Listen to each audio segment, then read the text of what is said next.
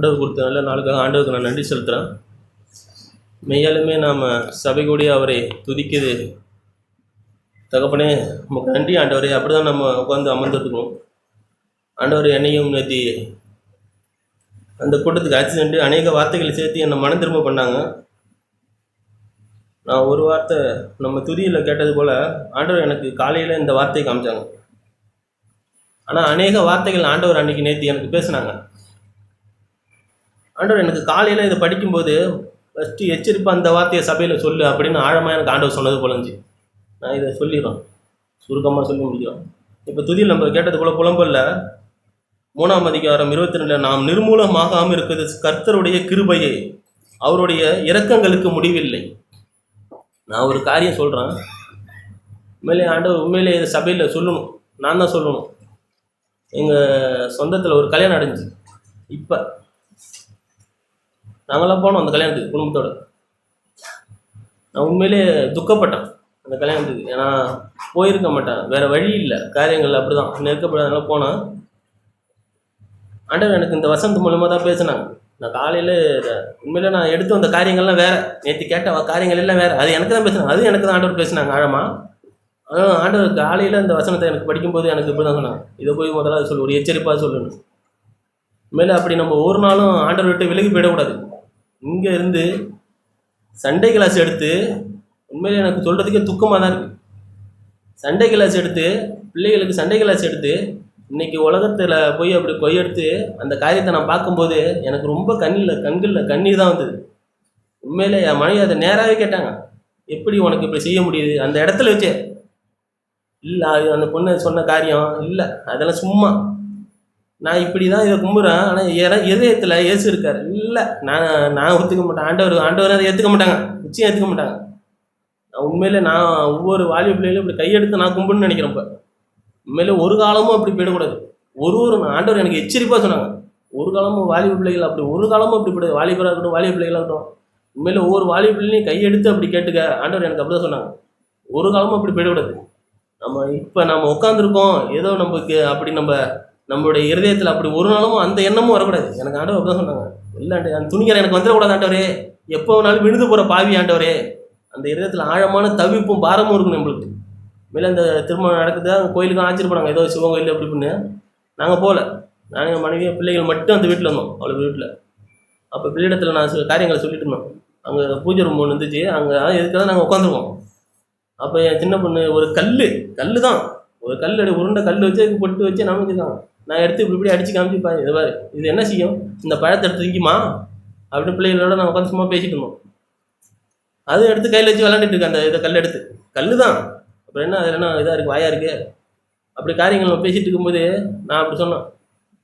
அது என் பிள்ளை மாரி தான், எனக்கு அண்ணன் பொண்ணு தான், உங்களுக்கு தெரியும், நான் விட்ட பேர் கூட சொல்லிவிடுவான், வேணாம் அப்படி இருக்கக்கூடாது. என் பிள்ளையா இருந்தால் காலை உடச்சி போட்டு கஞ்சி ஊற்றணும். உண்மையிலே ஆண்டவர் எனக்கு அந்த விசுவாசத்தை கொடுக்கணும். நான் அப்படி தான் கேட்குறேன் ஆண்டவர்கிட்ட, அந்த விசுவாசத்தை எனக்கு கொடுக்கணும் ஆண்டவரே. ஏதோ அந்த வழி தப்பி விடக்கூடாது, ஏதோ நான் நின்றுட்டேன், இல்லை, நான் இந்த வசனத்தை படிக்கும்போது ஆண்டவர் எனக்கு தான் இருக்காங்க, ஏதோ நீ இன்னைக்கு சபைக்கு போகிறது அவருடைய நிர்மூலம், நீ நிர்மூலம் அவருடைய சுத்த கிருபை. உண்மையிலே கண்களில் கண்ணீர் உள்ள பாவியானே உட்காந்துருக்கணும். ஆமாண்டவரே, இந்த பாவிக்கும் உடைய கண்களில் கிருபை கிடைச்சது ஆண்டவரே. ஆமாண்டவரே, நான் உங்களை பற்றி ஆண்டவரே சொல்கிறேன் ஆண்டவரே, நீங்கள் எவ்வளோ பெரியவர் ஆண்டவரே. ஆமாண்டவரே, எங்கேயோ கடந்த எங்களையும் இவ்வளோ பாவத்திலையும் துரோகத்திலையும் அக்கிரமத்திலையும் என்ன என்னுடைய நீதியை பார்த்து என்ன செய்ய முடியும்? நான் என்னுடைய நீதியெல்லாம் பார்த்தா ஒன்றும் இல்லை, இங்கே உட்கார தகுதி கூட இல்லை, இங்கே நிற்க ஒரு தகுதியும் கிடையாது. ஆமாண்டவரே, மதியினா எல்லாரும் ஒதுக்கப்பட்ட மனுஷனா, யாருக்கும் புரோஜனம் இல்லாதனா கேட்டு பாருங்க அம்மாட்ட, ஒன்றுத்துக்கு 10 காசு புரோஜனம் இல்லைம்பாங்க, இப்படி சொல்லுவாங்க அம்மா. நமக்கு 10 காசு புரோஜனம் இல்லை ஒன்று பெற்றதுனால அப்படிமா. ஆமாண்டவரே, என்ன நீங்கள் தேடி வந்தீங்களாண்டவரே, நான் அப்படி தான் பார்க்குறேன் ஆண்டவரே, என்னையும் நீங்கள் தேடி வந்தீங்களாண்டவரே, எனக்கும் ஒரு திருமணம், எனக்கும் ஒரு பிள்ளைகளா ஆண்டவரே, இல்லை ஆண்டவரே, இதுக்கு உமக்கு பிரியமாக வளர்க்கணும் ஆண்டவரே இந்த பிள்ளைகளை. நான் பிள்ளைகளை இப்போக்கும் அதான் சொல்லுவான், நீ படி நாசமாக போ, என் பாஷையில் தான் சொல்கிறான், நீ படி நாசமாக போ, படிக்க வைக்கிறதோட கடமை. ஆனால் ஆண்டவருக்கு விருப்பமாக வாழணும், நல்ல சீசர்களாக வாழணும்.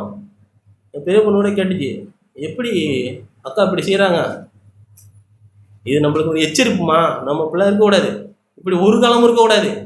உண்மையிலே எனக்கெல்லாம் அப்படி தான் இருந்துச்சு, ரொம்ப துக்கமாக தான் இருந்துச்சு. திரும்ப படிச்சுட்டு எப்படா வருவோன்னு இருந்தது.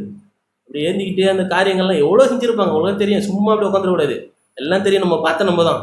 இந்த நெருப்பெல்லாம் மிதித்து அது செஞ்சு அந்த இது மண் செட்டில் நெருப்பு எடுத்துகிட்டு இப்படியே அந்த படியில் ஏறி வரும்போது உண்மையிலே என்னால் ஒன்றுமே சொல்ல, ஆண்டவரே எவ்வளோ பெரிய ஆண்டவர் உங்களை துக்கப்படுத்திட்டீங்களா ஆண்டவரே, உங்களை துக்கப்படுத்துகிற மாதிரி. உண்மையிலே நம்ம அதை நான் உட்காந்து எப்படி பார்க்குறேன்னா, அந்த காரியத்தினால முதல்ல துக்கப்படுத்து நம்ம ஆண்டவரை இயேசு இடத்துல போய் எவ்வளவா துக்கப்பட்டு நொந்து நுருகி உட்காந்துருப்பாங்க.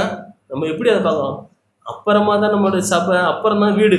எனக்கு ஆண்டவர் இப்படி தான் வெளிப்படுத்துனாங்க. ஆமா ஆண்டவரே, உங்களை எவ்வளவா துக்கப்படுத்துகிற காரியம் ஆண்டவரே, எல்லாத்தையும் ஆண்டவரே உதிரி தள்ளிட்டு ஆண்டவரே, ஒரு நிமிஷத்தில் ஆண்டவரே பிசாசம் எல்லாத்தையும் வஞ்சிச்சு போட்டான் ஆண்டவரே, ஒரு காலமும் அப்படி இருக்கக்கூடாது ஆண்டவரே அப்படின்னு நம்ம ஒவ்வொரு நாளும் ஒவ்வொரு சபை கூடுதலையும் அப்படி தான் நான் துக்கப்பட்டு அப்படி தான் உட்காந்துக்கணும். என்னோட பேசுங்க ஆண்டவரே இந்த நாள்லையும். மெய்யாலுமே நான் ஒரு வார்த்தை மட்டும் சொல்லி முடிக்கிறேன். ஆண்டவர் என்னையும் பிரதர் பேசும்போது ஆரம்பிக்கும்போது சோர்வுன்னு ஆரம்பித்தாங்க பிரதர். உண்மையிலே அதுதான் நம்மளுடைய பலவீனமே, சாத்தானோட வஞ்சனையே அதுதான். உண்மையிலே நேற்று நான் போனதை பார்த்தா என்ன நான் போய் பார்த்துருந்தேன்னா போயிருக்கவே முடியாது.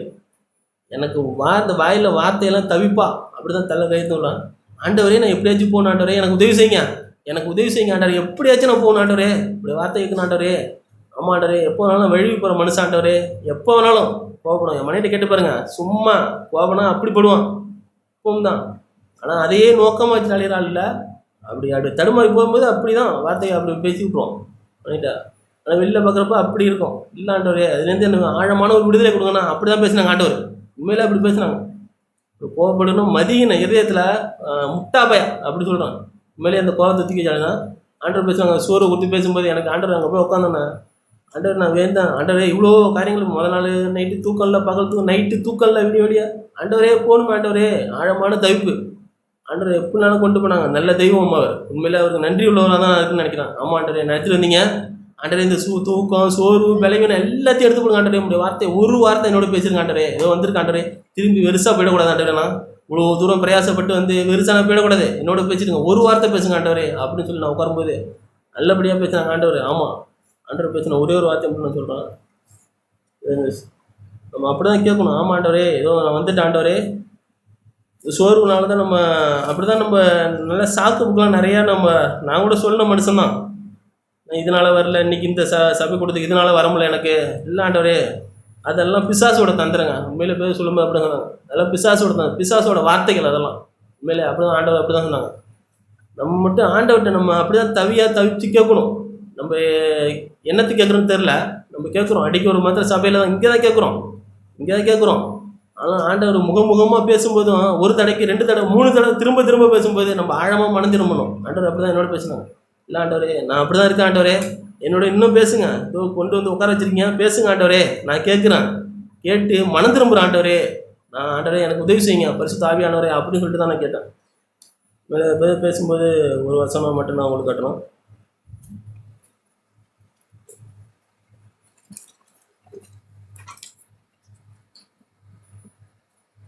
லூக்கா சுவிசேஷம்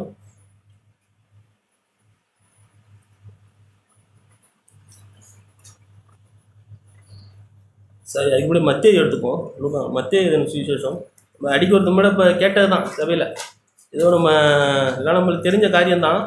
ஆனாலும் நம்ம இதை எப்படி நம்ம எடுத்துக்கிறோம் சொல்லும்போது, ஐயாலுமே இப்படிலாம் அந்த வார்த்தையெல்லாம் இப்படிலாம் பிரசங்கிக்க முடியுமா, இப்படிலாம் ஆழமாக இதை சொல்ல முடியுமா, எனக்கு அப்படி தான் இருந்துச்சு. ஆமாம் ஆண்டவரே, இந்த வார்த்தையை நான் ஆழமாக இதாடிக்கணும் ஆண்டவரே, ஏதோ மேம்போக்கா அப்படி படிச்சுட்டு அப்படி போயிடக்கூடாது. மேம்போக்கா படிக்கணும், மேம்போக்கா படிக்கலாம், அதை சும்மா அப்படி படிக்கலாம். மன்னிப்புங்கிற ஒரு வார்த்தையை கொடுத்து அது ஒரு பிரதர் சொல்லும்போது மன்னிப்பு கேட்டேன்னா சொன்னாங்க, விக்டர் சொல்லும்போது ஒரு மன்னிப்பு கேட்குற மனுஷன்கிட்ட இப்படியே நிறைய காரியங்களை ஊற்றி அவங்க சொன்னாங்க. இப்படி போகிற இடத்துல அப்படி கேட்டு போகிறது. உண்மையிலே எனக்கு ஆண்டவர் அப்படி தான் சொன்னாங்க. முதல் நைட்டு என் மனைவிட்ட ஒரு சின்ன சலசலப்பு, கிளம்பிட்டான். கிளம்பிட்டு 5 மணிக்கு பேக் எடுத்து இப்படி மாட்டிட்டான் 5:30 மணிக்கு.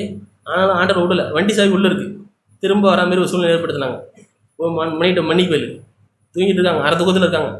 கேட்குறேன் ஆண்டவரே, அதுக்காக தான் அந்த வண்டி சாவி மறந்தேன். உண்மையிலே நான் அப்படி தான் எடுத்துக்கிறேன், நீங்கள் எப்போ நினச்சிட்டு போங்க. உண்மையிலே அந்த வண்டி சாவி மறந்தது எனக்கு அதுதான் எனக்கு தெரியும். போய் வண்டி சாவி எடுத்துகிட்டு தட்டி கையை பிடிச்சி என்னை மனசார என்னை மன்னிச்சிரு, நான் சபைக்கு போய் எனக்காக ஜெபம் பண்ணிக்க, நான் தூங்கக்கூடாது அங்கே போய், இப்படி தான் சொல்லிட்டு போகணும் அப்படின்னு சொல்லிட்டு ஆண்டவர் போனோன்னா எனக்கு ஆண்டவரே என்னோட பேசுங்க ஆண்டவரே இந்த நாள் அப்படின்னு சொல்லி தான் எனக்கு சந்தோஷம். அப்படி கேட்டு போனோம். ஆண்டவர் பேசினாங்க சொல்லும்போது அந்த வசனத்தை நம்ம பழைய ஏற்பாடு காலத்தில் நம்ம எப்படி சொன்னதை அதை எப்படி இயேசு வந்து எப்படி அதை நம்ம சொல்லியிருக்காங்க, எப்படி ஆழமாக நம்ம பார்க்கணும். அதை வேதபார 22 வசனம் 5ஆம் அதிகாரம், மத்தேயு 5ஆம் அதிகாரம் 20ஆம் வசனம். வேதபாரகரே பரிசேயரே என்பவர்களுடைய நீதியிலும் உங்கள் நீதி அதிகமாகிறாவிட்டால் பரலோக ராஜ்யத்தில் பிரவேசிக்க மாட்டீர்கள் என்று உங்களுக்கு சொல்லுகிறேன். கொலை செய்யாதிருப்பாய் என்பது கொலை செய்வன் அதிலே தொடர்ந்து அப்படியே படிச்சுக்கிறேன். படித்து பார்த்தோம்னா ஏதுவாக இருப்பான் என்பது பூர்வ காலத்துக்கு உரைக்கப்பட்டதுன்னு கேள்விப்பட்டீர்கள். கொலை செஞ்சாதான் அந்த அப்போ ஆண்டவர் அந்த கொலையை எப்படி சொன்னாங்கன்னா, ஒரு கோபமாக நீ நினைக்கிறியே, கோபப்படுறிய இருதயத்தில் உன் மனைவிட்ட எவ்வளோ கசப்பாக வச்சுக்கிட்டு சும்மா இப்படி மாயமலமாக ஒரு பிரிச்சுட்டு குடும்பம் நடத்தணுமே, ஏதோ வண்டி ஓடணுமே, என் பாஷையில் சொல்கிறேன், ஏதோ வண்டி ஓடணுமே, பிள்ளைகள் பார்ப்பாங்களே அப்படின்னு நினச்சிட்டு ஒரு சின்ன ஒரு முக பாவனை காட்டுறிய, அது இல்லை, அதுவே உன் மனைவி நீ குலைச்சிட்டா மாரி. அப்படிதான் எனக்கு ஆழமாக பேசுனாங்க. ஆமாண்டவரே, அப்படி நம்ம ஆழமாக எடுக்கணுங்க அந்த வார்த்தையை. உண்மையிலே எனக்கு ஆமாண்டவரே, அந்த ஆழமாக நான் எடுத்தால் தான் இனி ஒரு காலமே என் மனைவி பற்றி அப்படி கோவம் வருமா எனக்கு தெரில, எனக்கு என்னமோ தெரில. இல்லை ஆண்டவரே, அப்படி ஒரு காலமும் வரக்கூடாது, ஆழமாக எடுத்துணும் அந்த வார்த்தையை. அப்படிதான் சொன்னாங்க. வேறு சொல்லும்போது ஆழமாக அந்த வார்த்தை ஒரு வார்த்தை சொல்லி அப்படி சொல்லும்போது எனக்கு அப்படிதான், ஆமாண்டவரே நான் வந்தது நல்லது ஆண்டவரே, இவ்வளோ கோவத்தோடு வந்தேனே, கசப்பை வச்சுட்டு இருதயத்தில் சும்மா பேசிக்கிட்டு இந்த வண்டியை ஓட்டணுமே, ஏதோ கட்டியாச்சே, காலத்தை நடத்தணுமே, இல்லாண்டவரே ஒரு காலமும் அப்படி இருக்கக்கூடாது, ஆழமாக மனம் திரும்புகிறாண்டவரே, இடத்துல ஒப்பு கொடுக்குற அந்த வாழ்க்கையை நீங்கள் தான் நடத்தணும், அழைத்தவர் நீங்கள் ஆண்டவரே, இந்த வாழ்க்கையை நீங்கள் தான் பூர்ணமாக நடத்தி முடிக்க முடியும், எனக்கு அந்த பரிசுத்தாவியான ஒத்தாசையை தாங்க ஒரு நாளும் தாங்க ஆண்டவரே அப்படின்னு நம்ம ஆழமாக உட்காந்து சபையில் கேட்டோம்னா, எங்கும் குடும்பத்தில் வீடுகளில் கேட்குறோம், சும்மா இங்கே கேட்காத ஒன்றும் இல்லை, நம்ம சபையில் கேட்குறாங்க, நம்ம சபையில் கேட்குறது தான். ஆனால் ஆண்டவர் ஒரு நடைக்கு 3 நடையை பேசும்போது மனம் திரும்பினோம். எனக்கு ஆண்டவர் அதான் கேட்டாங்க, ஆமாண்டவர் மனம் திரும்ப ஆண்டவர். அதே காரியத்தை கொடுத்து உபச்சாரம் செய்ய, நம்ம எல்லாம் படித்தது தான், உபச்சாரம் செய்ய, அதே 27 உபச்சாரம் செய்யாதிருப்பாய் என்பது பூர்வ காலத்திற்கு உட்பட்டது கேள்விப்பட்டீர்கள். ஆமாம், உபச்சாரம் தாவீது விழுந்ததுக்கு அப்புறம் தான் அவர் எழுந்தார். ஆனால் ஆண்டவர் அதை சொல்லும்போது ஒரு பொண்ணை இச்சையோடு பார்க்குற எவனும் உண்மையிலே அதை பிரதர் சொல்லிட்டு சொல்லும்போது அப்படியே கொஞ்ச நேரம் அப்படியே நின்றுட்டு இருந்தாங்க. எல்லா சகோதரலாம் இல்லை விழுந்திருப்போம், விழுந்த பாவி ஆண்டவரே, ஆமாண்டரே ஒரு காலமும் அப்படி இருக்கக்கூடாது ஆண்டவரே, அது ஆழமாக அந்த வசனத்தை எடுத்துக்கணும் ஆண்டவரே, ஆமாண்டரே இந்த கண் ஆண்டவரே எவ்வளவா அலையுது ஆண்டவரே, இந்த வண்டியில் போகுது, வண்டி போகுது, கீறு போடுது, எல்லாம் செய்யுது ஆண்டவரே, ஆனாலும் என்னை பார்வை உங்களை ஆண்டவரே துக்கப்படுது, என்னோட பார்வை உங்களை துக்கப்படுது ஆண்டவரே. எனக்கு அப்படி தான் இருந்துச்சு. ஆமாண்டரே ஆழமாக நான் மனதிருக்கிற ஆண்டவர் இந்த காரியங்கள்லேருந்து அப்படிதான் எனக்கு ஆண்டவர் பேசுனாங்க. இன்னும் ஒரு வசனம் மட்டும் அதில் ஒரு ஸ்திரியை இச்சையோடு பார்க்குற எவனும் இருதயத்தில் அவளோட விபரத்தை, எவ்வளோ பெரிய வார்த்தை. நம்ம அப்படி அதான் சொன்னால், இதை மேம்போக்காக படிக்கணும் படிச்சுட்டு போயிடலாம், இதை ஆழமாக தியானிக்கலாம். ஆமாம் ஆண்டவரே நான் ஒரு காலமாக அப்படி பார்க்கக்கூடாது ஆண்டவரே, எவ்வளோ பெரிய வார்த்தை. ஆமாம் ஆண்டவரே நான் அப்படி தான் அதை வந்து பாரமாக எடுத்துக்கணும் வார்த்தை. எனக்கு ஆண்டவர் அப்படி தான் பேசும்போது அப்படி இருந்துச்சு. ஆமாம் ஆண்டவரே இனி ஒரு காலமும் உங்களை நான் துக்கப்படுத்த மாட்டேன்டே, எனக்கு உதவி செய்யுங்க, என்னால் முடியாது ஆண்டவரே, நிச்சயமாக என்னால் முடியாது. இங்கே ஒன்று சொல்லிவிட்டு அங்கே போய் ஒன்று செய்ய சொல்கிற மனசு தான் எனக்கு, என்னோடய ஆவி அப்படி தான் ஆண்டவரே, அவ்வளோ பலவீனமான மனுஷன் தான் ஆண்டவரே, ஆனாலும் ஆண்டவரே நீங்கள் எனக்கு உதவி செய்யுங்க அப்படின்னு போய் இருந்தோம்னா நிச்சயமாக ஆண்டவர் உதவி செய்வாங்க. அதில் நம்ம அதே அதிகாரத்தில் அதே 6ஆம் அதிகாரம் 24ஆம் வசனம், இதுவும் படித்தது தான். இப்போ இடைப்பட்ட காலத்தில் இப்போ அநேக அந்த வார்த்தைகளை சொல்லி தான் தொடர்ந்து இப்படி தான் படிச்சு காமிச்சாங்க. ஆண்டவர் அதான் சொல்கிறேன்னு திரும்பவும் ஒரு முறை ஆண்டவர் என்னோட பேசுனாங்க, நல்லது ஆண்டவரே அப்படின்னு சொல்லி தான் நான் உட்காந்து கேட்டேன். 6:24 2 எஜமான்களுக்கு ஊழியம் செய்ய ஒருவனாலும் கூடாது, நிச்சயமாக கூடாது. அதான் ஆண்டவருக்கும் உலக பொருளுக்கும் ஒருவனாலும் ஊழியம் செய்ய முடியாது. என்னால் முடியாது ஆண்டவரே, ஆமாம் ஆண்டவரே நான் உங்களுக்கு மட்டும் ஊழியம் செய்ய எனக்கு உதவி செய்யுங்க ஆண்டவரே அப்படின்னு ஆண்டவர்கிட்ட நான் அப்படி தான் உட்காந்து கேட்டுருந்தேன். ஆமாண்டரே வருங்காலில் ஆண்டவரே உமக்கு மட்டுமே உகந்த ஒரு பொருளாக என்னை மாற்றுங்க, ஆமாண்டரே உங்களை மட்டுமே சந்தோஷப்படுத்தணும், நான் பிள்ளைகள் குடும்பமாக உங்களை மட்டுமே சந்தோஷப்படுத்தணும் ஆண்டவரே அப்படின்னு சொல்லி என்னோட நம்பிக்கை விசுவாசம் இருக்குது. ஆமீன்.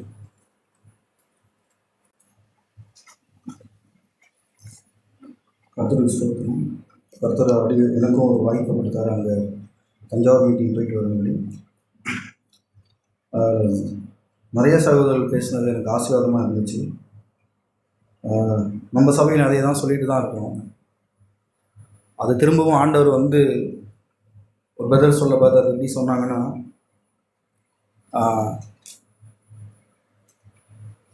யோபு 33 நினைக்கிறது, அது வேற ஒரு மொழிபெயர்ப்பில், நம்ம தமிழ் மொழிப்பில் இல்லை, அது வேற ஒரு மொழிபெயர்ப்பில் வந்து சொல்ல பார்த்து, ஒரு முறை தேவன் சொல்கிறாரு, ரெண்டாவது முறை அதை வந்து கன்ஃபார்ம் பண்ணுற மாதிரி அப்படின்னு ஒரு வார்த்தை சொல்கிறார். அதே போல் தான் தேவன் நம்மளை வந்து நம்ம அவருக்காக ஒரு பரிசுத்தமான ஒரு வாழ்க்கை வாழணுன்றத வந்து நமக்கு ஒரு வைராக்கியம் இருக்கிறத காட்டிலும் தேவனுக்கு அவர் அவ்வளோ வைராக்கியம் கொண்டு இருக்கிறார். ஒரு வார்த்தை மட்டும் நான் எடுத்துக்கிறேன். எபேசியர் 5 எபேசியர் 5:26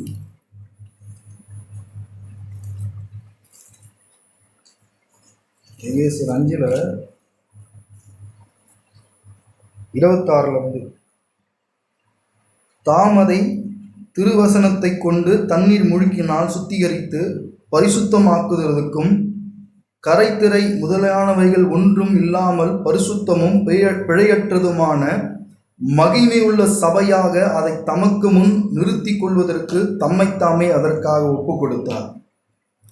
மெய்யாகவே தேவன் நம்மளை திரும்ப திரும்ப இந்த வார்த்தைகளை கேட்க வைக்கிறதுக்கு காரணம் என்னன்னா, தேவனுக்கு ஒரு அவருக்கு ஒரு நோக்கம் இருக்கு. என்ன நோக்கம்னா, நம்மளோட வாழ்க்கையில காணப்படுகிற ஒரு சின்ன புள்ளி போன்ற ஒரு கரையை கூட அவர் விரும்பல. அவர் இருக்கட்டுமே அப்படின்லாம் ஆண்டவர் வந்து அவர் விட மாட்டார். அவர் என்ன எப்படி சொல்லணும்னா, ஒரு ஜெல்லஸ் ஹஸ்பண்ட்வாங்க, விட்டு கொடுக்காத ஒரு கணவர், ஒரு விட்டு கொடுக்காத வீட்டுக்கார். நான் மனவாட்டினா என்னுடைய நேசர் என் மேல அவ்வளவா வந்து அவர் என்ன பண்ணியிருக்காருன்னா ஒரு பொறுப்படுத்திருக்கிறார்.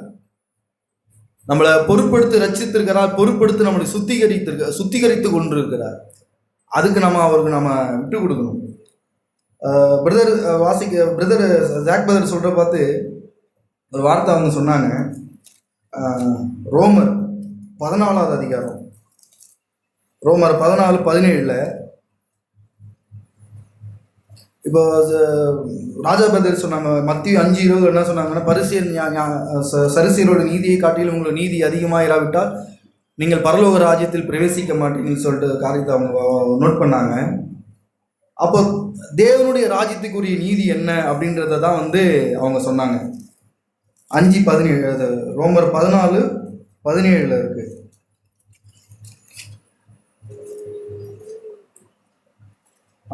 தேவனுடைய ராஜ்யம் புசிப்பும் குடிப்பும் அல்ல, அது நீதியும் சமாதானமும் பரிசுத்த ஆவியினால் உண்டாகிற சந்தோஷமா இருக்கிறது. அதாவது நீதியும் சமாதானமும் பரிசுத்த ஆவியினால் உண்டாகுகிற சந்தோஷமா இருக்கிறதுன்றதான் அவங்க ஹைலைட் பண்ணி பேசினாங்க. மெய்யாகவே நம்ம வந்து இது உலகத்தாருக்கு கூட ஒரு நீதி இருக்கு. ஆண்டவர் அறியாதவங்களுக்கும் மற்ற நாத்திகர் சொல்றவங்களுக்கு கூட ஒரு நீதி இருக்கு. திருடாம இருக்க, பொய் சொல்லாம இருக்க, ஒரு பொய் சாட்சி சொல்லாம இருக்க, இன்னும் பல நீதிகள் உலகத்துடைய மக்கள் வச்சு கொண்டு தான் இருக்கிறாங்க. ஆனா அந்த நீதியில அவங்களுக்கு ஒரு சந்தோஷம் இருக்கு. இது அப்படி உண்டாகிற சந்தோஷம் இல்லை. ஏதோ ஒரு ஏழைக்கு காசு போடுறவங்க, ஏதோ ஒரு இல்லாதப்பட்டவங்களுக்கு உதவி செய்யறாங்க, அவங்களோட மனசுல நீங்க பாத்தீங்கன்னா அப்பாடா இதை செஞ்சிட்டுமேன்னு ஒரு நிறைவும் ஒரு சந்தோஷமும் இருக்கும். இது வந்து சொல்றது வந்து அப்படிப்பட்ட ஒரு சந்தோஷம் இல்லை. இது பரிசுத்த ஆவியினால் உண்டாகிற சந்தோஷம் நம்மள வந்து நிலைச்சி இருக்குது. அப்படி அவர் சொல்ல பொழுதுதான் அவர் என்ன சொல்றாங்கன்னா, இந்த நம்ம மத்தியில் நம்ம வாசிக்கிற காரியம் தான் கோபத்தை குறித்து அவங்க சொன்னாங்க. பிரசங்கி 7:9 சீக்கிரமா முடிச்சிடும். பிரசங்கி 7:9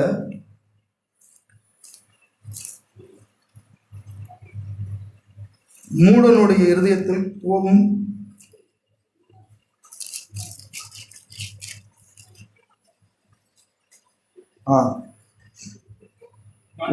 உன் மனதிலே சீக்கிரமாய் கோபம் கொள்ளாதே, மூடருடைய நெஞ்சிலே கோபம் குடிக்கொள்ளும். உண்மையாலுமே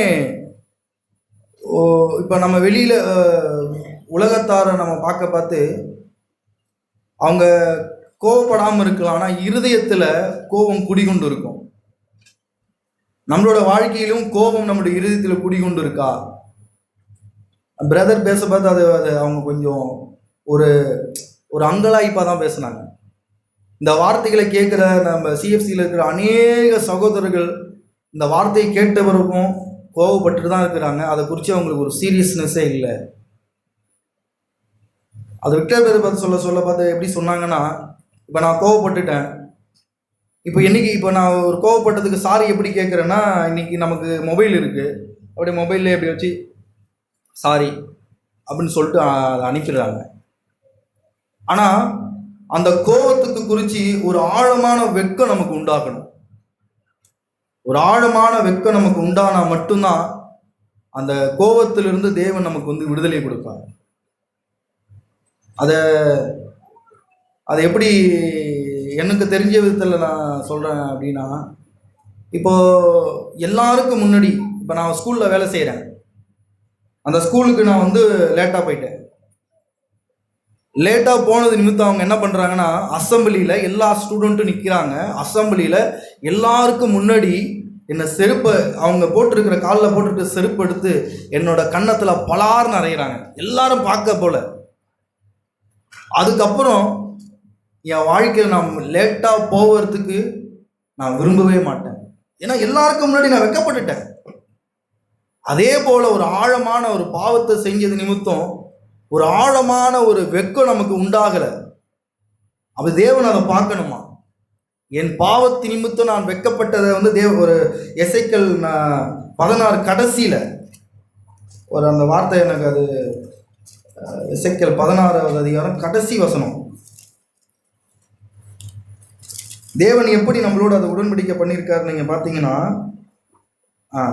16:63, நீ செய்த எல்லாவற்றையும் நான் மன்னித்தருளும் பொழுது நீ நினைத்து வெட்கி உன் நாணத்தினால் உன் வாயினை திறக்க மாட்டாதிருப்பாய் என்று கர்த்தராகிய ஆண்டவர் உரைக்கிறார் என்று சொல். நான் வாயே திறக்கக்கூடாது. நான் கோவப்படுறதுக்கு என் வாயே திறக்கக்கூடாது. அதுக்கு முன்னாடி அது நடக்கணும் அப்படின்னா ஆழமான பாவத்தை குறித்து எனக்கு ஒரு வெட்கம், ஒரு அசிங்கப்பட்டிருக்கணும். எல்லாருக்கும் முன்னாடி என்னை காரி துப்பினாங்கன்னா எப்படி என் மூஞ்சி அப்படியே நான் மூடிப்பேன். அதே போல் நான் ஏதாவது நான் பாவம் பண்ணிட்டேன் அப்படின்னா ஒரு வெட்கத்தோட, ஆண்டவரே என்னை மன்னிச்சிருங்க. நானுமே அதில் குறைபடுகிறேன் தான். யாருன்னா என்னோட மனைவி கிட்ட ஏதாவது ஒரு தவறு நான் பண்ணிட்டாலும், இல்லை சகோதரர்கிட்ட நான் ஏதாவது தெரியாமல் வார்த்தையை நான் பேசினாலும் உணர்வடைகிறேன். ஆனால் வெட்கப்படுற அளவுக்கு நான் உணர்வடைகிறேன். அதனால தான் என்னோட தோல்வி ஊற்ற வாழ்க்கைக்கு காரணமே, நான் பாவத்தை வந்து அவ்வளோ இயேசு கிறிஸ்துவோட எனக்கு சிலுவையில் மன்னிச்சதை நான் கொஞ்சம் நேரத்தில் கேஷுவலாக எடுத்துக்கிறேன். ஆழமான வெட்கம், ஐயோ நான் கோவப்பட்டுட்டேனே அப்படி நம்ம ஆழமான வெட்கத்தோடு நம்ம தேவ சமூகத்தில் நம்ம போனோம்னா அவர் மன்னிச்சு நம்மளை திரும்ப வெட்கப்படுற நிலைமைக்கு தேவன் விட மாட்டார். அதே போல் அவங்க என்ன சொன்னாங்கன்னா, கண்களின் நிச்சயை பற்றி சொன்னாங்க. உண்மையாலுமே கண்களின் நிச்சயிக்குமே வந்து நம்ம வந்து அது ஆழமான ஒரு வெட்கத்துக்கு நம்ம வாழ தான் செய்யணும். அது வெட்கத்துக்கு நம்மளோட பாவத்தை குறித்து நம்ம வெட்கப்படலைன்னா இந்த வாழ்க்கையிலேருந்து விடுதலையாகவே முடியாது. அதுதான் அவங்க எனக்கு உணர்த்தினாங்க. அதே போல் வந்து பிரதர் விக்டர் பிரதர் சொல்ல பார்த்து ஒரு காரியம் சொன்னாங்க. அது உண்மையாலுமே எனக்கு வந்து ஒருவேளை இப்போ எனக்கு கேள்வி இருந்தது. என்ன கேள்வி இருந்ததுன்னா, இப்போ என்னோட மனைவியே என்னோட பிள்ளைங்களும் ஏதாவது ஒரு தவறு பண்ணால் நான் கண்டிக்கிறேன், நான் கண்டிக்கக்கூடாதா? அது அழகாக அவங்க பிரித்து சொன்னாங்க. உன்னோட மனைவியும் உங்களோட பிள்ளைகளையும் நீங்கள் தவறு பண்ணால் கண்டிக்கப்படுது, நீங்கள் கண்டிக்க செய்கிறீங்க. ஆனால் அந்த கண்டிப்பில் பாவம் கலந்துருக்க, அதாவது கோபம் கலந்துருக்கக்கூடாது, எரிச்சல் கலந்துருக்கக்கூடாதுன்னு சொன்னாங்க. உண்மையாலுமே நான் வந்து அதை நான் வெட்கப்படுறேன். நான் அப்படி தான் சில நேரத்தில் வந்து ஒரு நல்ல காரியங்களில் ஒரு நல்ல காரியங்களை நான் திருத்துறதா இருந்தாலும், என்னோட பிள்ளைகளை என்னோட மனைவியை நான் ஏதாவது திருத்துறதா காரியங்கள் இருந்தாலும் நான் கோபத்தோடு கூட நான் வந்து அவங்கள வந்து கண்டிக்கிறேன். எரிச்சலோடு எத்தனை முறை சொன்னாலும் கேட்கவே மாட்டுறாங்கன்ற ஒரு எரிச்சலோடு தான் நான் அந்த தவறு பண்ணியிருக்கேன். உண்மையாலுமே நான் அந்த வார்த்தையை கேட்டவுடனே, ஆண்டவரே நான் அப்படி இருக்கக்கூடாது, ஆண்டவரே நான் அப்படி தான் இருக்கிறேன். எனக்கு நான் வந்து எப்படின்னா, அதை இப்போ நான் கோவப்பட்டுட்டு கோபத்தோடு கூட நான் அந்த என் மனைவியை கண்டிச்சானே, என் மனைவி உடனே கேட்குறாங்க, ஏம்பா இப்போ நீங்கள் கோவம் தானே பட்டீங்க, உடனே நான் என்ன சொல்லுவேன், அப்போ நான் உன்னை கண்டிக்கக்கூடாதா, உன்னை நான் எதுவும் கேட்கக்கூடாதா, எனக்கு உன் மேலே உரிமை இல்லையா, நான் உன் புருஷன் இல்லையா அப்படின்னு சொல்லிட்டு நீண்ட நெடிய பேச்சு தான் பேசி என்னை நியாயப்படுத்த பார்க்குறேன். என்னோட சில நேரங்களில் நான் செய்கிற காரியம் என்னோட மனைவிக்கு தெரியும். நான் கோபத்தினால ஒரு பொருளை வைக்கிறது, கோபத்தினால நான் வந்து ஏதாவது ஒரு காரியம் செய்கிறது என்னோட மனைவிக்கு தெரிஞ்சிடும். அப்போ நான் நேர்மையாக மீசையில் மண்ணு ஒட்டாதது போல் நான் ஆம்பளை, எனக்கு ஒரு கெத்து இருக்குது, நான் கண்டிக்க தானே செஞ்சேன், அதில் என்ன தப்பு அப்படின்னு இருக்காமல், நீங்கள் கோவப்பட்டீங்கன்னா போய் உண்மையாலுமே போய் இப்போ நான் கோவப்பட்டுட்டேன்பா அப்படி நீங்கள் ஒரு வெக்கத்தோடு போய் கேளுங்க. நிச்சயமாகவே தேவன் நமக்கு உதவி செய்ய வரணும்னு அப்படி தான் உற்சாகப்படுத்தினாங்க. அதேமாரி ஒரு வார்த்தை, இது மட்டும் நான் சொல்ல முடிச்சேன்.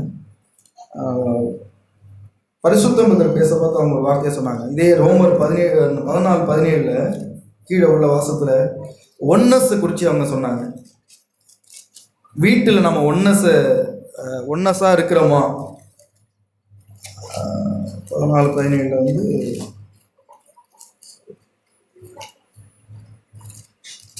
ஒரு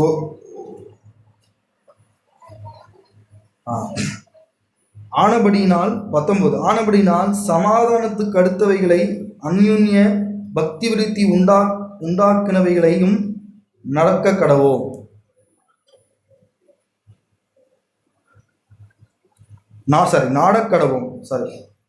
நாடக்கடவும். அவங்க உண்மையாலுமே நாம் யாராவது ஒருத்தவங்க நான் சமாதானத்துக்கு உண்டான காரியங்களை செய்யணும்னு ஒரு ஸ்டெப் எடுக்க பார்த்து தேவன் நிச்சயமாகவே அதுக்கு உதவி பண்ணுவார். அந்த சமாதானத்துக்கு தடையாக இருக்கிற காரியங்களை நமக்கு ஆண்டவர் தெரியப்படுத்துவார்னு. இப்போ மூடனுக்கு தான் எதில் விடுறான்றது மூடனுக்கு தெரியாது, மூடனுக்கு தெரியவே தெரியாது. ஏன்னா நீதிமொழிகள் 4ஆம் அதிகாரத்தில் 4:17 நினைக்கிறேன், நீதிமானுடைய பகல் பாதை அதிகமான சூரியன் பிரகாசம் போல் இருக்கின்ற வார்த்தைக்கு கீழே ஒரு வார்த்தை இருக்கு. அதை சொன்னாங்க நீதிமொழிகள் 4ஆம் அதிகாரத்தில் 18, நீதிமானுடைய பாதை நடுப்பகல் வரைக்கும் அதிகமாக பிரகாசிக்கிற சூரியன் பிரகாசம் போல் இருக்கும், துன்மார்க்கருடைய பாதையோ காரில் போல் இருக்கும், தாங்கள் இடறுகிறது இன்னதில் என்று அறியார்கள். அதாவது துன்மார்க்கன் தான் இடறுறது என்னதென்று அறியாமல் இருக்கிறாங்க. ஆனால் நீதிமானுக்கு தான் எதில் இடறன்றது அவனுக்கு தெரியும், அது தெரிஞ்சு இருக்கணும். அப்படி தெரியலன்னா நம்ம எதில், இப்போ நான் கோவப்பட்டேன், இப்போ நான் என் சுய மகிமைக்காக தான் நான் இப்படி பண்ணுறேன், மற்றவங்களோட கனத்தை தேடுறதுக்காக தான் நான் இப்படி பண்ணுறேன் அப்படின்னு நான் ஒரு பாவம் ஒரு காரியம் பண்ண உடனே எனக்கு ஒரு உணர்வு வரல அப்படின்னா நான் துன்மார்க்கேன். ஏன்னா நீதிமானுக்கு என்னன்னா அவன் எதில் இடறுகிறான்றது அவனுக்கு தெரியுமா. அப்படி நம்மளோட இடறுதல் நமக்கு தெரிகிறதா? ஏன்னா உண்மையாலுமே தேவன் நமக்கு ஒரு பெரிய கிருபையை கொடுத்துருக்கிறார். என்ன கிருபையை கொடுத்துருக்கிறாருன்னா, இப்படி இந்த 20ஆம் நூற்றாண்டுல அவருடைய சபையை கட்டுவதற்கு ஒரு பங்காக எல்லாரும் இணைந்து அவருடைய சபையை கட்டுவதற்கு குடும்பங்களாக தனிப்பட்ட நபராகவும் குடும்பங்களாக இணைந்து தேவனுடைய ஆலயத்தை கட்டுறதுக்கு நமக்கு தேவன் ஒரு வாய்ப்பு கொடுத்துருக்கிறார். அதில் நம்ம சமாதானத்தோடு குடும்ப விஷயங்களை சமாதானமாக இருந்தால் மட்டும்தான் அந்த காரியங்களை கட்ட முடியும், அப்படின்லாம் கட்டவே முடியாது. லாஸ்ட்டாக ஒரு வார்த்தை மட்டும் நான் சொல்லி முடிச்சிடறேன். நீதிமான் 7 முறை விழுந்தாலும் தேவன் அவனை தூக்கி விடுவார்ன்ற வசனத்தை அவங்க சொல்லிட்டு கடைசியாக எந்த வார்த்தை சொன்னாங்க, யூதா. பழைய ஏற்பாட்டு நீதிமான்கள் 7 முறை விழுந்தாலும் தூக்கி விடுவாங்க, அதை நம்ம கேட்கறதுக்கு சந்தோஷமா இருக்குது. ஆனால் யூதாவோட பாதத்தை பார்த்து நம்ம பிரதர் அடிக்கடி அதை சொல்லுவாங்க. யூதா 24, வழுவாதபடி உங்களை காக்கவும் தமது மகிமையுள்ள சன்னிதானத்திலே மிகுந்த மகிழ்ச்சியோடு உங்களை மாசற்றவர்களாய் நிறுத்தவும் வல்லமை உள்ளவரும். பழைய ஏற்பாட்டில் விழுதல் அது முதல் ஸ்டெப்பாக இருக்கலாம். நான் விழுறேன், ஏஞ்சிக்கிறேன், 7 முறை இருந்தாலும் தேவன் என்னை மன்னிப்பார், ஓகே. ஆனால் என் காலே ஸ்லிப் ஆகாதான். நான் விழாதபடிக்கு என்னை காக்கிறவர். நான் விழுந்துடவே மாட்டேன். விழுந்து எழும்புகிற ஒரு வாழ்க்கை அது வேணாம். நமக்கு விழாதபடி, நான் எனக்கு ஸ்லிப்பான உடனே டப்புன்னு என்ன ஆண்டவர் என்னை தாங்கிடுவார். அப்படிப்பட்ட வாழ்க்கைக்கு தான் தேவன் நம்மளை அழைச்சிருக்கிறார். அப்படிதான் நான் கேட்கப்பட்டு உணர்த்தப்பட்டேன். கர்த்தர் கொடுத்த வாய்ப்பு பேசுவது. தேவன் தஞ்சாவூர் சபை தஞ்சாவூர் கூட்டத்துக்கு போகிறதுக்கு உதவி செஞ்சாங்க. சகோதரர் பேசிகிட்டு இருக்கும்போது எனக்கு ஒரு 2 வசனத்தின் மூலமாக என்னுடைய காரியங்கள் எனக்கு உணர்த்தினாங்க. அப்படின்னா என்னை கனம் பண்ணி, அது 1 சாமுவேல் 2ஆம் அதிகாரம் 30வது வசனத்தில், என்னை கனம் பண்ணுகிறவர்களை நான் கனம் பண்ணுவேன், என்னை அசட்டை பண்ணுகிறவர்கள் கனவீனப்படுவார்கள். இந்த வார்த்தை எனக்கு தான் எடுத்துக்கிறேன். என்னிடத்துல தேவன் மீது உள்ள மதிப்பு உணர முடிந்தது. என்னுடைய வாழ்க்கையில் அவருடைய வார்த்தை கவனக்குறைவாக கை கொண்டு இருக்கேன். நான் அதை வெறும் வாயினாலும் உதடுனாலும் தான் அவரை கனம் பண்ணுறேன். என்னோட இருதயத்தை இன்னும் அவர் இன்னும் கொடுக்கல. என் வாழ்க்கையில் எதுக்கு முக்கியத்துவம் கொடுத்துருக்குறேன்னு எனக்கு பார்க்கறதுக்கு தேவன் எனக்கு உதவி செஞ்சாங்க. அதேமாதிரி மத்தேயு 6ஆம் அதிகாரம் 24வது வசனத்தில், 2 எஜமானுக்கு ஊழியம் செய்ய ஒருவனாலும் கூடாது. கடைசி 2 வரிகளை, ஒருவனை பகைத்து மற்றவனை சிநேகிப்பான், அல்லது ஒருவனை பற்றுக்கொண்டு மற்றவனை அசட்டை பண்ணுவான். தேவனுக்கு தேவ வார்த்தைக்கு முக்கியத்துவம் என் வாழ்க்கையில் கொடுக்க தவறியிருக்கேன். அவரை கனம் பண்ணவும் அவரை சிநேகிக்கவும் வர காலங்களில் எனக்கு உதவி செய்வார் நம்பிக்கை அறிக்கையிடுகிறேன்.